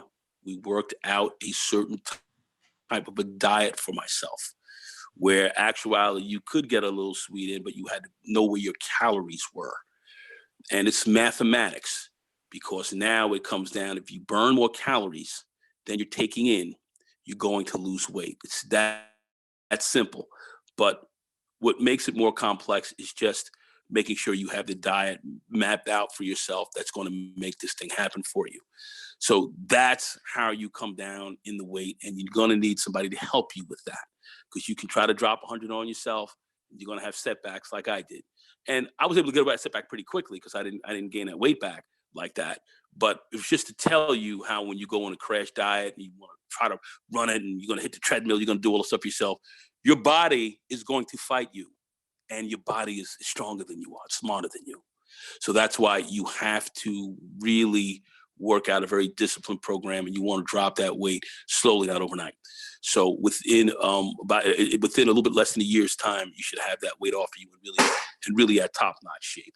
So and really get yourself in top-notch shape. But that's going to be a function of exercise and your diet. It's going to play very important in this. So it's a program you have to put yourself on. I'm just being very realistic about it. I've been through this. So that's why I'm telling you. All right. I dreamt about a box of donuts, not some fine female or anything else like that, but a freaking box of donuts, bro. That's what the body's doing. Smart. Was it worth it's going to beat you. Go ahead. Was the taste worth it? Bro, it was like, I don't know what people say shooting up heroin when they say it's a great drug or something else like that, but it was, I don't want to say what really was. I already want to what it, but it was nirvana. Yeah. It was nirvana. So that's the game your body plays. It's not a joke. Mm-hmm. So you have to know what you're doing. And I didn't do that after that, because I realized what was happening. Mm-hmm. And I realized, okay, now I got to do something a little different, because I lost a lot of weight. My body was like, oh, you think we're going to lose all this weight and say, you're going to tell me I ain't starving? You think you got the willpower? Watch me bang you out in your dreams. Watch if I catch you when you sleep. I'm going to catch you right there. Mm-hmm. How about that? Yeah. So that's why I'm saying you gotta, you gotta work the game. It's happened to me. I'm just telling you how it went down. Mm-hmm. So be very smart about it. You want to lose 100 pounds, which is a great goal. Be very realistic about it. And you want to start seeing yourself losing about a good 12 pounds or so a month, 10, 12 pounds a month, or so, and you're doing it properly. You're doing it properly with diet and proper exercise, where you're not dropping it all in one night, because then your body will become habituated to it. It will be able to deal with that. So be smart about it. And I just want to be very clear about that. And professional trainers will tell you the same thing as they bring you back into conditioning. All right. So, yeah, it's a good point. And a good story as well, because which leads me into blenders. The picture that I posted the other day, a few days ago, it had a smoothie in there, a green smoothie, and a lot of people said, "Oh, it looks like the slime from Nickelodeon or Slimer from Ghostbusters or something like that." That the green texture means that it is is perfected. I mean, it has the right balance of spinach, kale, and avocado. That's what you're seeing in there. And so I bring this up because if you're trying to lose weight, having 2, 3, or 4 of those a day is going to be very beneficial. Very beneficial because you're getting a considerable amount of protein in it, but you're also getting a lot of nutrients out of it. And so blending, very important for losing weight. I trained people before, taking guys down from 225 sloppy down to 180, 178, just off of nutrition alone, and some endurance training. So it's possible, it can be done, but you gotta watch what your intake is, man. So getting a good solid blender is gonna help to crush all that fruit and vegetables that we're talking about here. And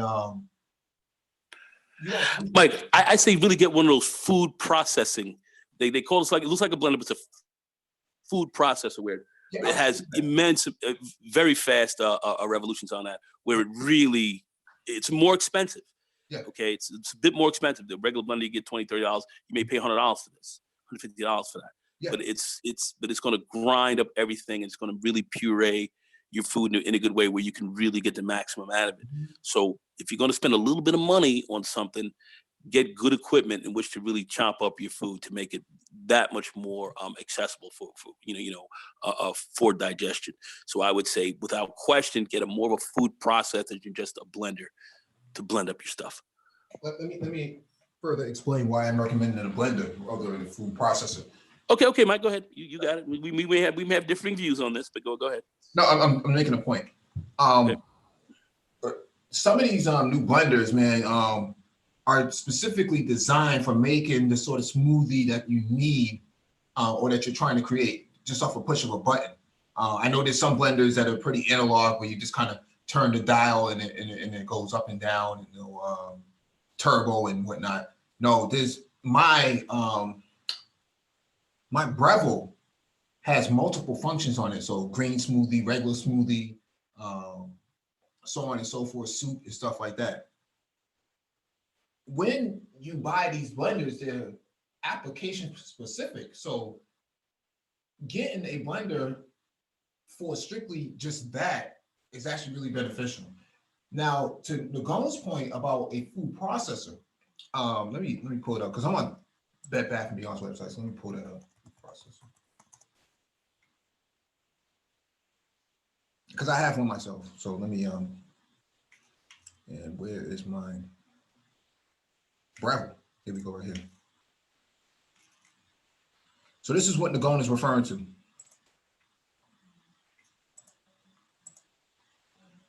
This thing is like it's a next step up from a basic blender. And so you can put a lot of things in there and it fine cuts these things and so on and so forth. It's up to you on how much money you want to spend to get involved in this type of stuff. I personally don't use anything other than Breville. I have used other things in the past, but for right now, I use Breville because the quality is there, the warranty is there. It feels industrial. It feels like it's reliable, and it's been proven reliable as well.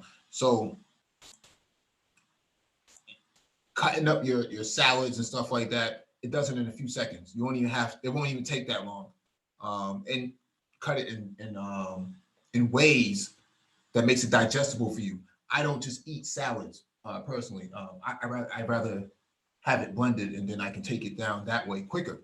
So to Nicole's point, I would say get a blender and a food processor as well. I like to keep my stuff separate, keep my liquid separate from the processor itself because personally, I don't like to clean it. It can be a pain in the ass to clean these things if you're not too careful with it.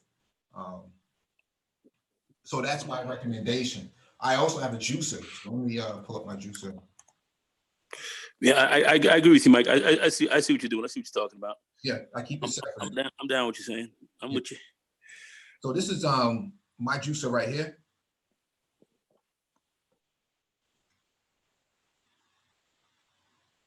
It's from Breville, and Go down to farmer's market, get a big bag of oranges, celery, cucumbers, carrots, Granny Smith apples. Throw those suckers up in there, and you're gonna have some butter laid drinking going on, because you're getting that organic, raw, non-processed fruits and vegetables into one drink. That's going to help you lose a lot of fat really quickly. As long as you strain it too. I do strain my stuff because you're gonna get a lot of pulp. So you want to try maybe strain it twice. I'll strain it twice personally. Pass it through once, see if there's anything in there, and then pass it through a second time, and then that should be the final before I put it into the container and I seal it up for the week. But this is all about self-improvement, man. It's about investing into yourself.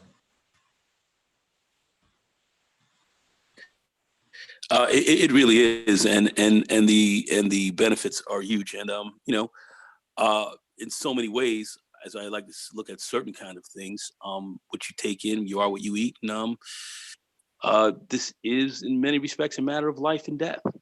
So I saw in the chat where someone said, yeah, we have so many people who have diabetes when they get a certain age. And, I know some people right now, even someone here on YouTube, who had their gallbladder removed and all that kind of stuff from being a diabetic and not really taking care. I think maybe letting certain kind of problems build up, and then they start to really, get up on you. I've had fraternity brothers and stuff. We were just at an outing a little while ago. Actually, it was a funeral for one of my fraternity brothers, and he's 57 years old. He died of a heart attack. But we have a lot of us who are going kind of young now, and so we should be a generation who's living a lot longer, but we're not. So I think a lot of the food and the exercise and these kind of things are just not jiving well. So this is very important. I was just literally at a store a little while ago, and I saw a sister. She was wearing all black, and she was shapely. She had a shape together. And I said, yeah. I said, you got a real nice shape. I said, you're staying in good condition. She's like, I want to live long. And I was like, say that again. She started laughing. But at the end of the day, yeah, she's in the gym, hitting it. So we have to really think more towards that, because I really don't think the foods that we do get are very good for us. And we have to be a lot more conscious of it. What they push on you is a lot of junk these days. But it's up to us to look and do our best. It's not up to anyone else. So I feel we really just have to be on top of our game and be about that life. And the gym, I think, is just not a place to just to hang out and chill, but I think it's a place that can help you achieve a bit more of longevity and a better quality of life. So I think utilize it as a tool. And your diet is critical. What we eat is very important. And I think we don't know enough about nutrition. And I even think the medical schools were not really good on really teaching people well about nutrition. And now they're more on that today than they were back in the past. Mm-hmm. So, nutrition is very important. And what Mike's talking about as far as getting the proper blenders, food processors and all that for your food and all that's a big investment, very important for you if you're going to start to eat right, diet down properly, and get in the kind of health or physical condition you can get into, because you can't live long on these diabetes medications and all these meds you're taking for a long period of time. You're not going to live long on it. Mm-hmm. So I don't know anybody. Yeah, a lot of people are taking these vitamin pills and stuff like that, man. In my opinion, my humble opinion, you're gonna get your vitamins from organic food, man. That's right. That's right. Pills, they haven't been FDA approved. You don't know what they're giving. That's right. That's right. You don't even. Yeah, that's right. Go ahead, man. Go ahead, Mike. No, go ahead. You were gonna say something? No, I'm saying you're damn right, man. I'm big up on what you're saying. You're right on it. Go ahead. Yeah, it's crazy, man. It's crazy. I've been seeing guys pop these Centrum tablets and stuff like that. Flintstone vitamins for kids, man. Like, you don't know what that stuff is really. It's just powdered sugar for all you know. It ain't really doing that for you. People be spending big buku bucks on it. I'm like, you spent $35 on some Centrum tablets.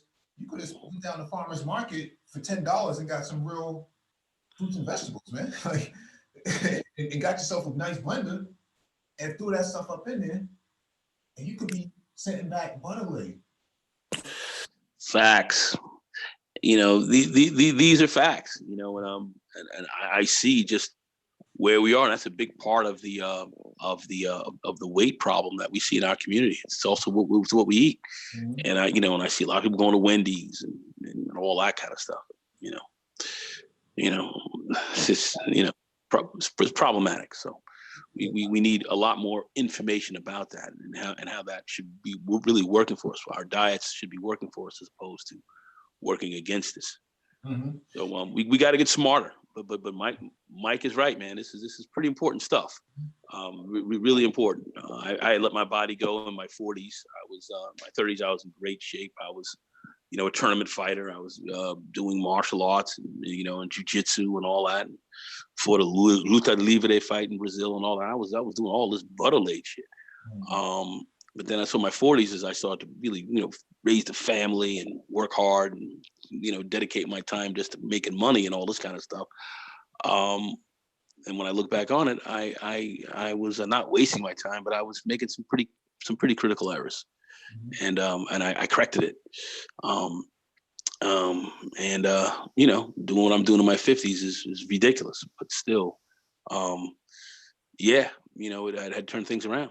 Mm-hmm. So and still some damage was done, but at the end of the day, I've corrected a lot of it. So I've avoided the big diabetes, D shot and all that, which was on a fast track train to that I was on. Mm-hmm. So you can turn things around, and you don't need to take drugs and this kind of stuff to do it. Exercise, like the body is designed to heal itself. Mm-hmm. It's designed for that. It's designed to do this. Mm-hmm. You find the older you get, you have actually some tricks that the good Lord put in there for you. Older you get, the stronger you are. Mm-hmm. It makes sense. Yeah, the older you get, the more dense your muscle should be. So when people look at me lifting the kind of weights I'm doing, technically that's what should be the case, and that's exactly what it is. But you don't know that. You say, the older you get weaker. No, that's not true. Get stronger as you get older. But if you keep yourself in good shape, you'll actualize this. You'll see that. That's a modification the good Lord put in your body that you're not even aware of. Most people don't actualize. But that's something that you have. So there are a lot of things that can make you more than what people think you should be, because it's already in there. It's in there already. But you have to actualize it. And you have to do that through good training, decent diet, and a good mental attitude. You tend to be happier. I tend to see a lot of people getting on YouTube and stuff, and they're screaming, and I'm like, you hear all kinds of crazy. And you hear all this craziness going on, and they're just yakking, and I'm like, these people are unhealthy. It's a lot unhealthy here. Yeah, you are what you eat. You can tell they're not healthy, and I see they got poor chemicals in them. They got toxins in them, and they're acting toxic. Yeah, that's what you see. Yeah, so you see a lot of that. It's one thing if you jump off real quick, man, we got to do this, and you jump off and you hit it real quick, like you're hitting a set. But you see all these people just cacophony of screaming and craziness and madness. Mm-hmm. It's part of health too, man. So I'm just saying, keep your eyes open. That's part of what you're dealing with. So healthy mind, healthy body operates a little differently. It just does. I just want to put that out there. Anyway, go ahead, Mike. Yeah, definitely, man. I know Mike Rizzi in the chat says that the Omega juicer is better than the Breville. I haven't tried the Omega because it's pretty expensive and it's never available. So I don't know which version you have, Mike Rizzi. If you can actually post the model number in the chat, I'd like to look that up. I don't plan on buying one right now, but I'd be interested in seeing what exactly is the model that you have, so I can actually compare it to mine. I never had any problems with my Breville. The only thing is it takes a long time to clean it. It's very complicated to clean. It takes probably about 15 to 20 minutes just to clean it. But that's why I make at least a gallon of juice. Whenever I do blend, I never make like just a cup or a glass or something like that. Now I gotta make something that's gonna be for the rest of the week, man. Put them in mason jars, put them in the fridge, man, and let them sit there, man. And wake up in the morning You had that fresh orange juice or that fresh celery and cucumber with the Granny Smith apple, or so on and so forth, man. I find it interesting they put strawberries in there. Nobody really juices strawberries. Interesting.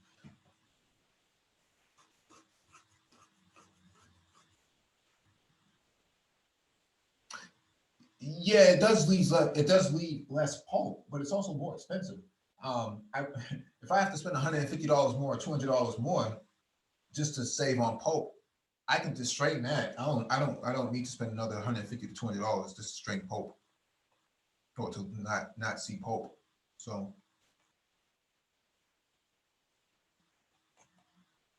all right, let me where was I at? Go through the questions. Let me go through the rest of these questions, then we'll close out.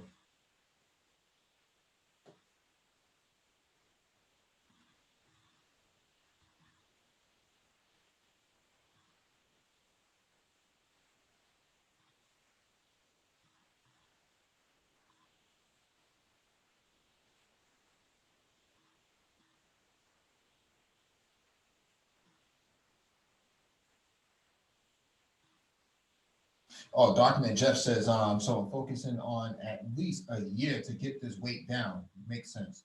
Thanks, y'all. You could do it in less than a year with you know, a food processor, a nice blender, a nice juicer, and some real decent compound exercises. You can get it in, man. You can get that in 6 months, easy. I've seen it done. I've seen transitions on YouTube. Guys like Mr. Brixton, he's another dope cat on YouTube, brother on YouTube, man, who went from being overweight to being ripped in a short amount of time. He said it himself, is about diet. Eating all them big ass Domino's pizza and stuff like that, man. He was out of shape, man.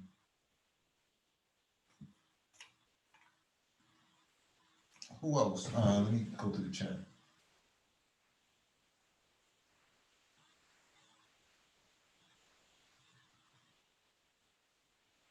Jason Caesar says Ninja was my best birthday gift ever. Yeah, I remember having a Ninja as my first blender. Definitely dope. It broke on me, but it was when it worked, it was dope.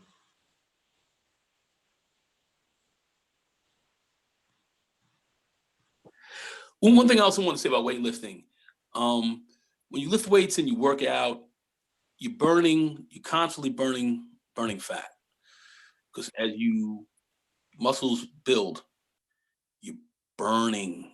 It's a caloric game. So you keep your body in a constant state of burning something up. So the healing process in the body, as far as while I'm building up muscle, takes energy, burns. So you're constantly burning. So it keeps a burn on. So the name of the game is you want to be losing calories when you sleep. And that's what weightlifting helps to do as well. So that's why we like to incorporate weightlifting into your regime. That's why lifting. You don't have to lift super heavy. You don't have to do that. So I just want to be clear on that. Keep your body in what I call a constant state of burn. And that's what me and my friends call the furnace effect. You're constantly burning. So ramping up your metabolism with multiple meals and burning, doing your cardio, and then, building muscle by burning off, a lot of fat, because your muscles have to now, feed themselves. They have to feed. That's a metabolic process. It takes energy, and you don't burn and lose fat in the gym. You do that when you're out. You put your body in that state, and then your body, as it repairs itself, it does that. So that's why you burn calories when you sleep. That's ideally the kind of situation you want to put yourself into to really help yourself lose a lot of weight. That's how that works. So it's a function of a couple of different things: diet, your exercise, which is going to incorporate not only cardio but some resistance training as well. So that's why we talk about that. All right. Anyway, Mike, go ahead. I just want to make that clear so people can kind of get a better idea how this thing all comes together. Mm-hmm. Yep. No, you're hitting it right on the head with your ad-libs, man. I definitely think that guys, some guys just don't want to put in the work, man. There's no shortcuts to this. There's no shortcuts to this, man. You gotta invest the money into it, man. Get the right blender, get the right food processor, get the right juicer. Be willing to go to Trader Joe's or some of these local bodegas and get the greens and the fruits and vegetables and stuff, man. Because I just want to let people know this is a time intensive process. It's yeah. time to it. You don't, and we're not talking about you got to spend 2 hours a day in the gym. No, you don't. No. 45 minutes or so. That's it. Get yourself. You don't need a lot. Yeah. Anyway, go ahead.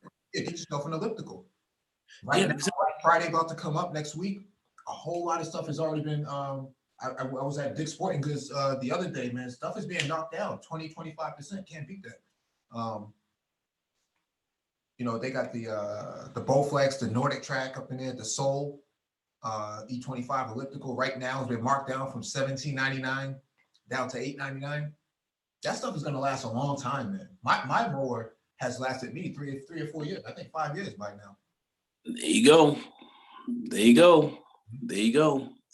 Yeah, I'm just saying it's all the stuff's worthwhile. So but you do have to put time to it. You have to, dedicate some time and effort towards what you're doing, and don't expect overnight results. People don't see results in the first week or two, and oh my gosh, no, you have to give it time. If you really want to start seeing results of what you're doing, if you're on the right plan, you have to put yourself in 6-month clips. 6 months, you start to see some stuff. After a year, you start to see, some nice changes.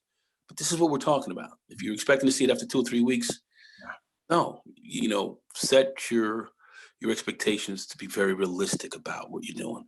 And for those who are grossly out of shape, you're definitely going to need some advice, trainer, nutritionist, somebody, you can get a lot of this information online. You can talk to people and get some relatively free advice, but you have to set your mind to it. And that's the only way that this happens. The way I was able to lose weight and then build up from there was I had to set my mind to it. I remember coming back from work and I was starting at a Planet Fitness. I remember just driving to the Planet Fitness and I was like, oh, I don't feel like going.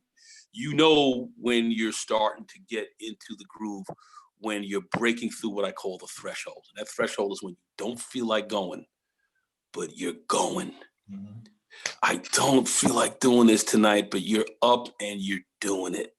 Yeah. And then you start to build the mental muscle, what I've started to say about now you're putting yourself on, and you're breaking through that I don't want to do it threshold. And you're doing it when you don't want to, when you're consistently doing that, and you break through the threshold, when then becomes pleasurable. That's threshold you got to break through. Got to get through that. Been there.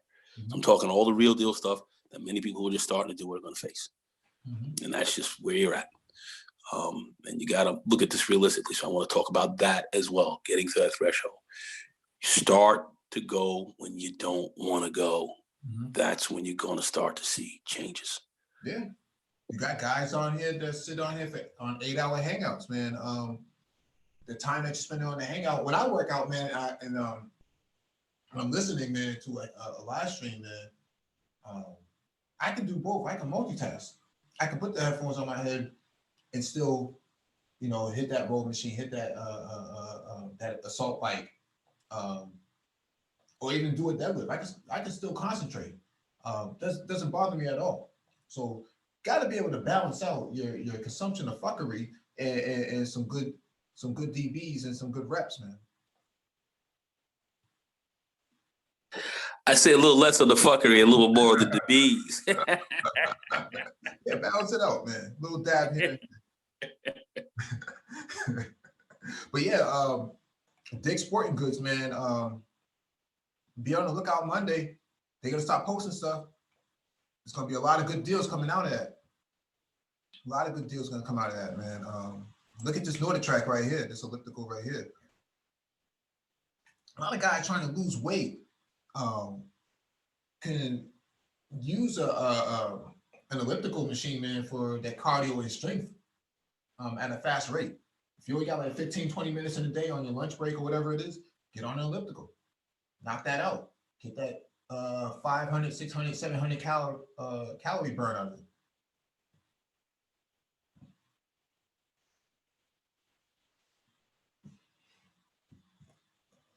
Actually, let me go to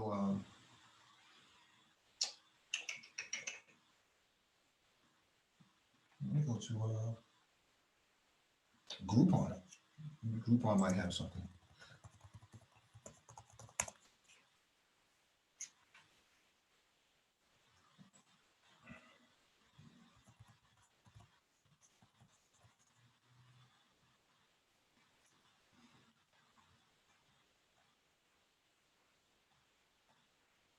I always find that to be funny.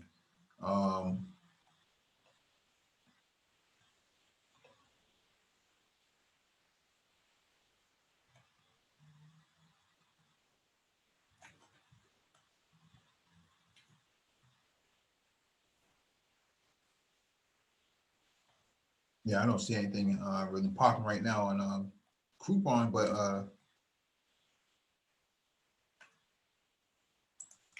I'm pretty sure that come Monday they're gonna have a whole lot of stuff posted. So let me get to some of the questions in the chat. Oh, Dr. Phoenix says I have a Breville juicer in a blender as well as the Ninja blender. Good stuff, Dr. Phoenix. Dr. Phoenix needs to get on. You need to get him on here. I think he's driving. Oh, he's driving. Okay. He's driving. Don R says, could you talk a little more about multi-meals to raise metabolism? I tried 1 meal a day, lost weight, but lots of muscle, some strength when lifting. Multi-meal? Oh, yeah. Multi-meals, yeah. 6 meals a day. Yeah, he's talking about the 6 meals a day. 6 small meals a day. What happens is you exercise, you eat that small meal, it gets absorbed quickly. Your body starts to ramp its metabolism up. You start to ramp your metabolism. It almost seems counterintuitive because some people think, well, the more you eat, the fatter you're going to get. No, but if you're eating meals, let's say chicken and broccoli meals that you're having that have don't have a lot of calories, but a lot of protein, and you're working out. This to be done when you're working out. You're working out 3-4 times. You're working out 4 times a week, let's say, and you're working out 45 minutes. And now you're cutting out a lot of the fats and a lot of other crap, and you're eating small meals where every 2 hours, now your body is absorbing one, that gets absorbed very quickly. 2 hours, 2.5 hours later, you're having another small meal, and people tend to weigh their food and so forth. So you get into, the ounces of kind of, small cup of brown rice, 6 ounces of chicken, and another 3 or 4 ounces, or you see a broccoli or whatever, you eat that. Now the body is going to it's going to need more because now it's ramping up the metabolism. So now you're starting to burn fat. You burn it. Your body is now starting to burn more. Okay, you work out, you're getting another workout in. Your body now it's got to replace, it's got to replenish.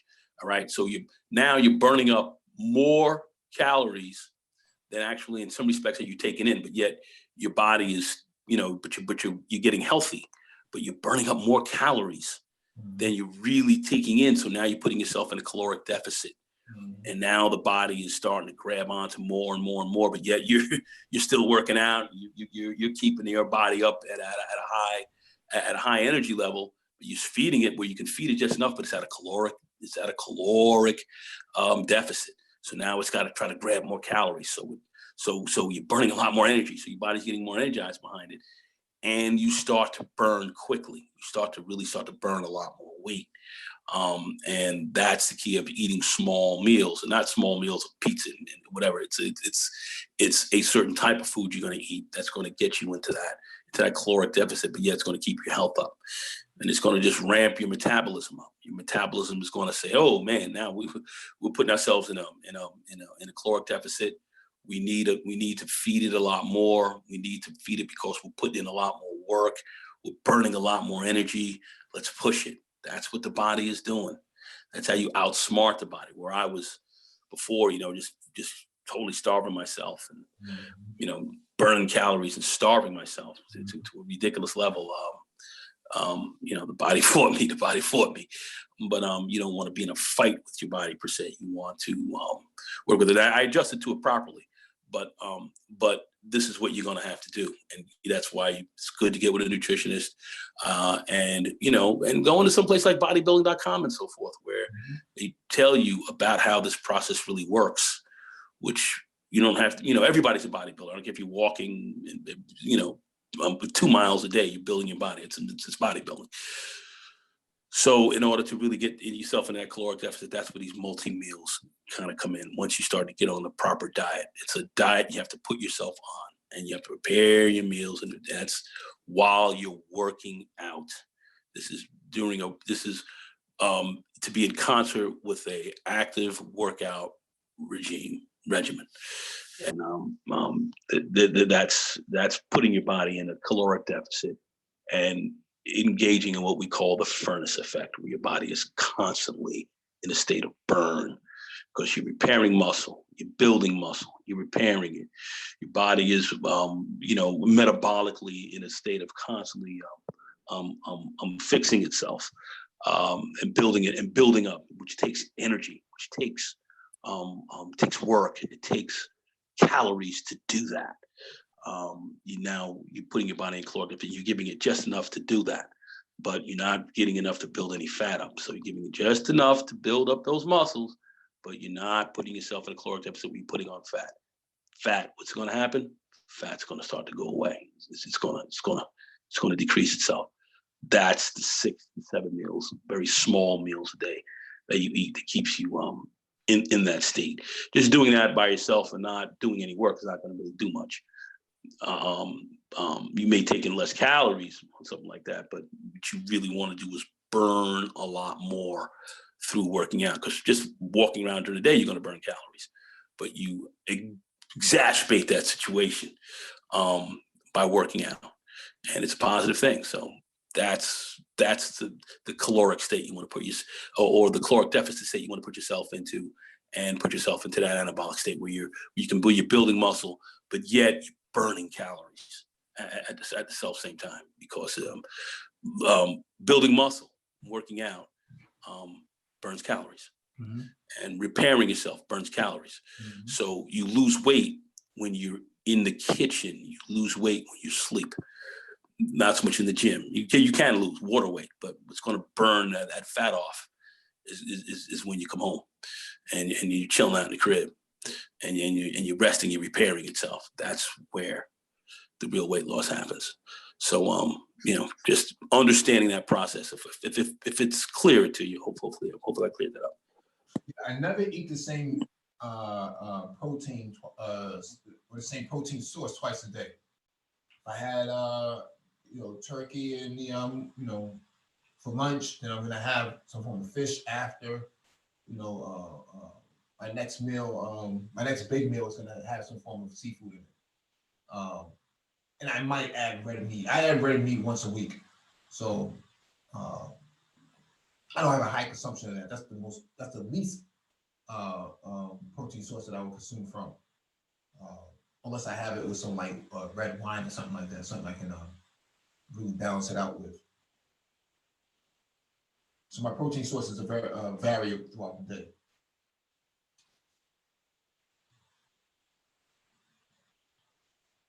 But yeah, I had somebody send me a comment. Mike, before you address that, yeah, I saw somebody said they lost muscle while they're lifting. Yeah, that's why you're going to lose muscle if you're doing that one meal a day, because you're not going to get enough calories to maintain that. And so therefore you start stripping muscle, which is not what you want to do. In order to build your muscle up and lose fat, that's where that 6 meals a day comes in, that every 2.5 hours. So you're not stripping your muscle, you're feeding it, but yet you're feeding it just enough to build it, but you're not in a caloric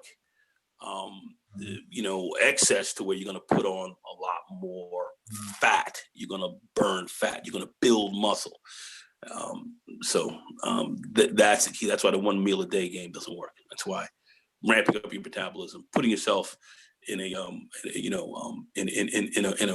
hypercaloric state where you're burning a lot of fat is what ramps your metabolism with those 6 meals a day, every 2.5 hours for some people. But that's how that works. And it's a given plan. Every bodybuilder or anybody else who's losing weight does this. So this is proven, well known, and it works like a charm when you put it in placed properly with the right foods. And you can't do it, eating Snickers bars and honey buns. It ain't gonna happen. Ho-hos and the All right, but chicken and broccoli, usually chicken, broccoli, brown rice, that type of stuff. That's the weight loser. That's where you're gonna be butter laid. I'm gonna get back up on that.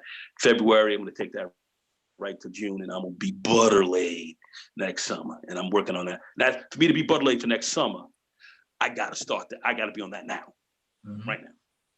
So that doesn't happen in March or in April or in January. It starts around September, and then you start seeing those results in June.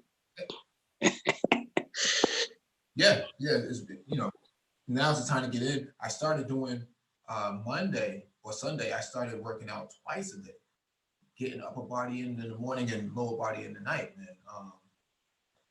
Just so I can get back for that next Spartan race in March. So those are some of the strategies that I've used in the multi-meal strategy. So, but I wanted to, before we close out, I wanted to make sure that I answered one of these statements that was made. Somebody said that you're really skinny, right? So I think we are misusing terms to identify body types, right? Skinny would be somebody that's like malnourished, someone's not getting the proper nutrition. Lean, from at least, and maybe Nicole could correct me if I'm wrong, lean means that there's some muscle mass there, but it's not over in abundance. Lean means you're carrying muscle, you're carrying very little fat. So you're lean, but you're not mesomorphic in muscle where you're overly muscled, but you're carrying, so you've got good muscle, but you're carrying very little fat. So you're lean. You're leaned out. Yep. The percentage of body fat is much lower. That's what it is. A lean person is carrying 10% and under body fat. Okay. Okay.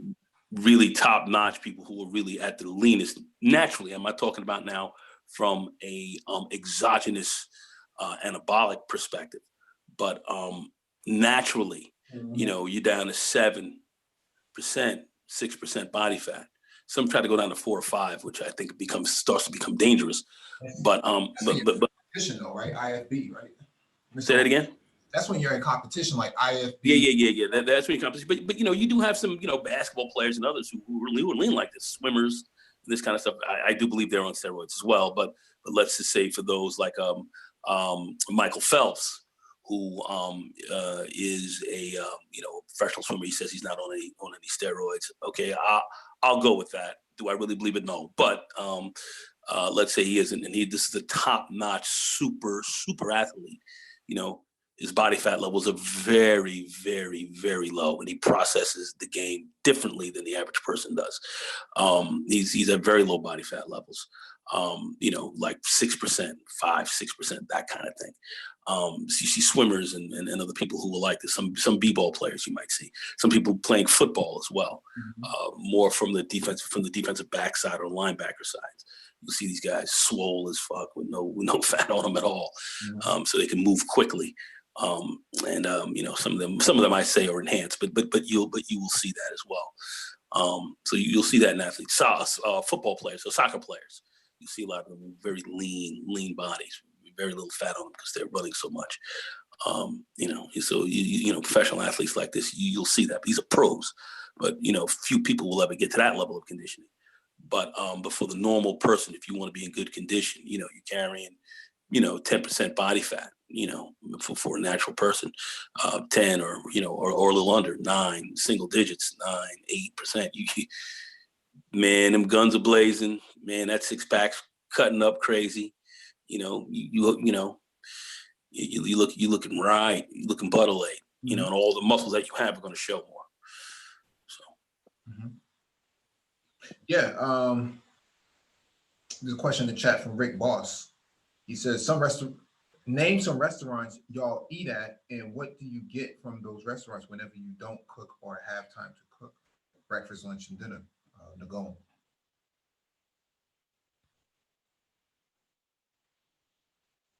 So I'm sorry. So somebody asked me a question. I'm sorry. yeah. Rick Boss says, name some restaurants y'all eat at, and what do you get from those restaurants whenever you don't cook or have time to cook breakfast, lunch, and dinner? I don't really go out to a whole lot of restaurants. There's one up by me called Raccanelli's, and they happen to be a really good kind of Italian restaurant, but they have some good pasta. Pasta's very good if you're working out and you're eating right. You can have, they got very good lean beef there, plenty of vegetables, plenty of salads, which I think are wonderful to eat as well. There's another Greek restaurant that I go to up on near one of the malls I like to go to, and I always get a nice chicken Caesar salad there where they really got that shit banging right. So there are a few restaurants that I go to. Of course, I'll go to a Holland Tavern or something like that. I'm hanging out with people, but if I'm going to sit down and really eat something, I'm going to eat healthy. I like Raccanelli's, and I also like Athanos, the Greek restaurant that I like to go to. It's actually in Yonkers, and they have a great Caesar salad, great place. Been going there for years, and the guys over there know us. As soon as you walk up, they know what the deal is. And great salads, and great juices. They have a juicer there too, so you can really get some good juice there as well if that's what you want. And they put a very healthy edge on what they do. So I tend to do that, but I don't really go to a lot of these restaurants, eat a lot of bullshit, because there's too much of that out there, and they're charging you too much money for it as well. So I'm keeping it a buck. All right. I don't go to too many restaurants myself. Only time I go is like if I'm at work and I have no other choice. But if you're talking about for leisure, I don't usually use them. I usually cook for myself. That's the extent of it for me. I don't like giving them my money, and two, a lot of stuff they make, man, I'm just not really feeling. Not that it's either good or bad for you. It's just I'm just not feeling it. I'd rather have what I bought and paid for. So I might as well cook.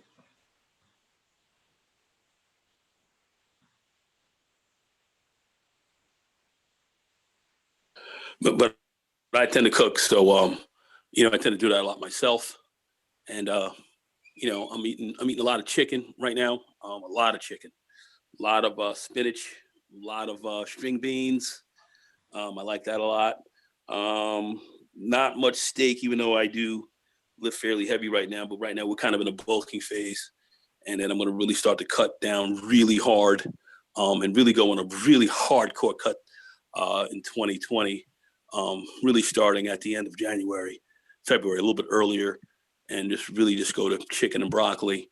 I'm going to be doing that 6 times a day, and I'm going to be eating so much damn chicken, man. I will be ready to fly home. But that's going to be chicken and broccoli, brown rice. I'll be 6 times a day, and I plan on getting down to a lean 240, muscular but 240, 6 serratus, everything showing. Old man looking crazy. Yeah, I'm trying. Old boy, looking crazy. That's the goal. Yeah. So I will meet you, but that's what it's going to take for me to get right, to lose the weight that I want, and to get to the level I want. I'm going to be preparing most of that myself. Now, yes, there are food services out there that can prepare these meals for you. They can definitely do that. So I see people who also diet, who are looking to do that, and you have the money and you want to, let's say, lose that weight, you can go to places that can help you do this. But I suggest utilizing yourself if you cook and know how to do it. I think it's a little cheaper to do it that way. But there are services that can prepare meals for you as well. Yep. Don R. Also asked, how important is sun to help testosterone levels as we age? Read some research on that.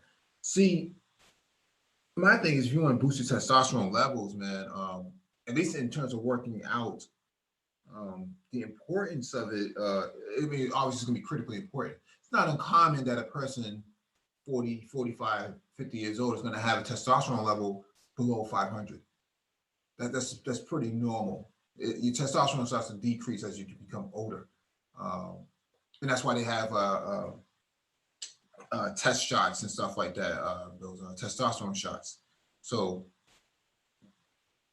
yeah, it says how important is the sun to help testosterone levels as we age. Sun's very important. I mean, go down to Brazil and see. I'm going to tell you, the sun is really more for vitamin D. Your test levels are going to come up. Yeah, young women could tell. When I say younger women, younger women. I don't know if guys like more. Younger woman for me is somebody maybe 30. But yeah, certainly, women can help you. They can help you build your testosterone levels. If that's something you want to get into. But if you really want to talk about testosterone levels for older individuals, it's working out and lifting weights. That's what helps to keep your testosterone levels up. I don't take testosterone shots. Is my testosterone levels down a little bit? Yeah, I'm sure they're down from when I was 21, but they're still pretty good right now because of just lifting weights. Lifting weights helps you to keep your test levels up instead of having to take test shots. The kind of weights I lift, without taking any steroids, people think I'm on the juice. I ain't on the juice, and I'm going to be very frank. Most guys, you're kind of healthy, if your test levels are all right. If you wake up with some wood in the morning, you should have a woody in the morning. Oh yeah. Most of the time you should have that. That's healthy. All right. That's going pretty good with the old boy. So right now I found the weights that has been the elixir of life. Weights have been that. Mm-hmm. The more weights you lift as you get older, it keeps your test levels up, so you keep your testosterone levels continue to get produced. Your testes are still producing it. You're still getting it going because the body demands it. It demands it. And put those demands, most of the time the body's going to respond. So that's where working out, resistance training helps. You don't have to lift super heavy. I like to lift heavy. I do. That's just something I like to do. But I don't suggest everybody do it. But, because you don't have to. That's for damn sure. But resistance training will keep your testosterone levels up. And if you work out with weights, it helps you out. That's why it's funny when I walk around, all my friends in their 50s and all that, the wives, they walk around, they get all uptight. These guys are walking around with bellies big, titties bigger than them, and you know they ain't laying no pipe. They can't. No. Too much estrogen in them. The testosterone levels are low. Too much fat on them. Yeah. We know it. Go ahead. No, I was just co-signing what you're saying because they look like they're pregnant. When you look like you're pregnant, man, you're not really effective. Nah, you got a big belly on you. You got the heavy chest fat on you. So you got them big titties. You looking around, you looking like you can feed half of India off of them bad boys. Mm-hmm. And you ain't looking bodily. And I know you ain't. You're not banging out. You're not. Nah. You can sit here and tell me, "Oh, I'm live." Bullshit. Too much estrogen running through your body, B. Test levels are low. You ain't getting hard on every morning. I can look at you and tell. Stop it. So that's the reality. So that's why their wives walking around mouths all open, looking hungry. Ridiculous. So fellas, stay in the gym. It'll keep your shit going. It'll keep your shit up. That's good health. It's just as good health. Yeah. It's the cheapest. Well, it's cheaper than spending on an ER visit, man, because you caught a mini stroke or something. Facts. Invest into yourself. It has to be taken seriously. You can't just put. I see guys, they spend money on Louis Vuitton belts and shoes and stuff like that, but won't spend $10 at Planet Fitness, man. It's kind of crazy. Priorities are all mixed up, man. So yeah, that's the skinny on testosterone levels in the sun. You're on the beach and you're seeing all that femininity on the beach, man. That's your testosterone levels will boost almost immediately. Yeah, it will, and it's also natural Viagra. Looking at that, it's a natural Dr. V. It's a natural Viagra as well. We humans we're made for this. We're made to boost each other. That's a part of God's design. I ain't make it that way. That's how it is. So so that's going to help you. But in order to maintain that and keep it at its best levels, you have to do certain things to do it. Walking around with big titties and a big ass belly, big cauldron on your belly, that ain't gonna work. By the time you're 55 years old, you're trying to use a crane to get it up, and that's a problem. A lot of guys rolling around can't get it up right. That's a fact. I know a lot of folks don't want to hear that. I know that's the case. So I'm just saying, working out, having nice tests, keeping your test levels relatively high by doing resistance training will help you to do that. It'll help you to maintain that. Sun helps you with your vitamin D levels more so, but testosterone really comes a lot more because your testosterone levels are low, but it comes a lot more from strength training. That's the man's hormone. So so in order to keep those hormone levels high, you got to do what men do. You got to press a lot. Keep it working. People who jog and run and do some resistance training, they keep healthy, and keeping a heart on. It's part of men's health. That's not being funny or whatever. That's part of you being healthy. Part of you being healthy. People who have bad heart problems and high diabetes and stuff like that, they don't get hard-ons. That's an indicator of health. So, all right. Yeah, I mean, juicing is actually beneficial for you as well, because if you juice beets, they're very good. Beets are actually really good for managing blood flow. So red beets are actually good for your heart, man, and the blood flow through your veins, which will increase your erections as you begin to progress in your weight loss journey, in your strength training journey. So all of these organic foods actually aid in all of this. Things like cayenne pepper, turmeric, a lot of your like I said earlier, your beets. Those things actually are very beneficial to you. So the willingness and the need to actually blend these, well, not blend them, but juice the beets and whatnot, man. It's gonna be. I keep a whole entire mason jars of juice, beets made into juice from the juicer. So drink that in the morning, 5 o'clock in the morning, 5:30, 6 o'clock in the morning, before you drink any other liquid. That's gonna help you out big time, over the course of time. But it's gonna help you out big time. Help you increase your blood flow, and the erection is going to come quicker. No pun intended. So, I mean, that's an important part of a man's life. So you definitely want to maintain that, and it's also an indicator of your health as well. It's an indicator. It actually is. So the more muscle you have, the more testosterone you're going to produce. The more fat you have on you, the more estrogens and stuff are going to be produced, the less your testosterone levels are going to be there. As you get older, as your testosterone levels go down, you can build them back up. It's a little harder to get them back up. So then people start going in for the TRT treatments and everything else like that. You got to start pinning and all that kind of stuff, and I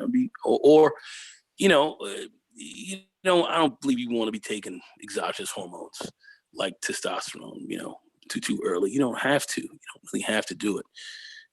If you just maintain a fundamentally, basically healthy lifestyle, you can avoid a lot of the effery on that. So that's for the older guys. This is for the older guys that are here.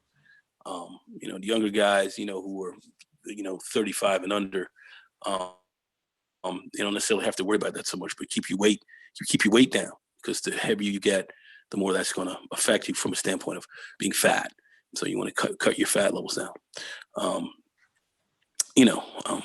That is just a healthier way to be. yeah, absolutely. Yeah, absolutely, man. I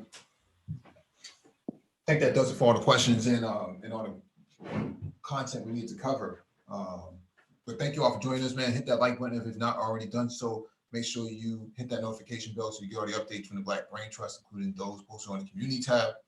Check out the latest posts on the community tab and give those a like as well.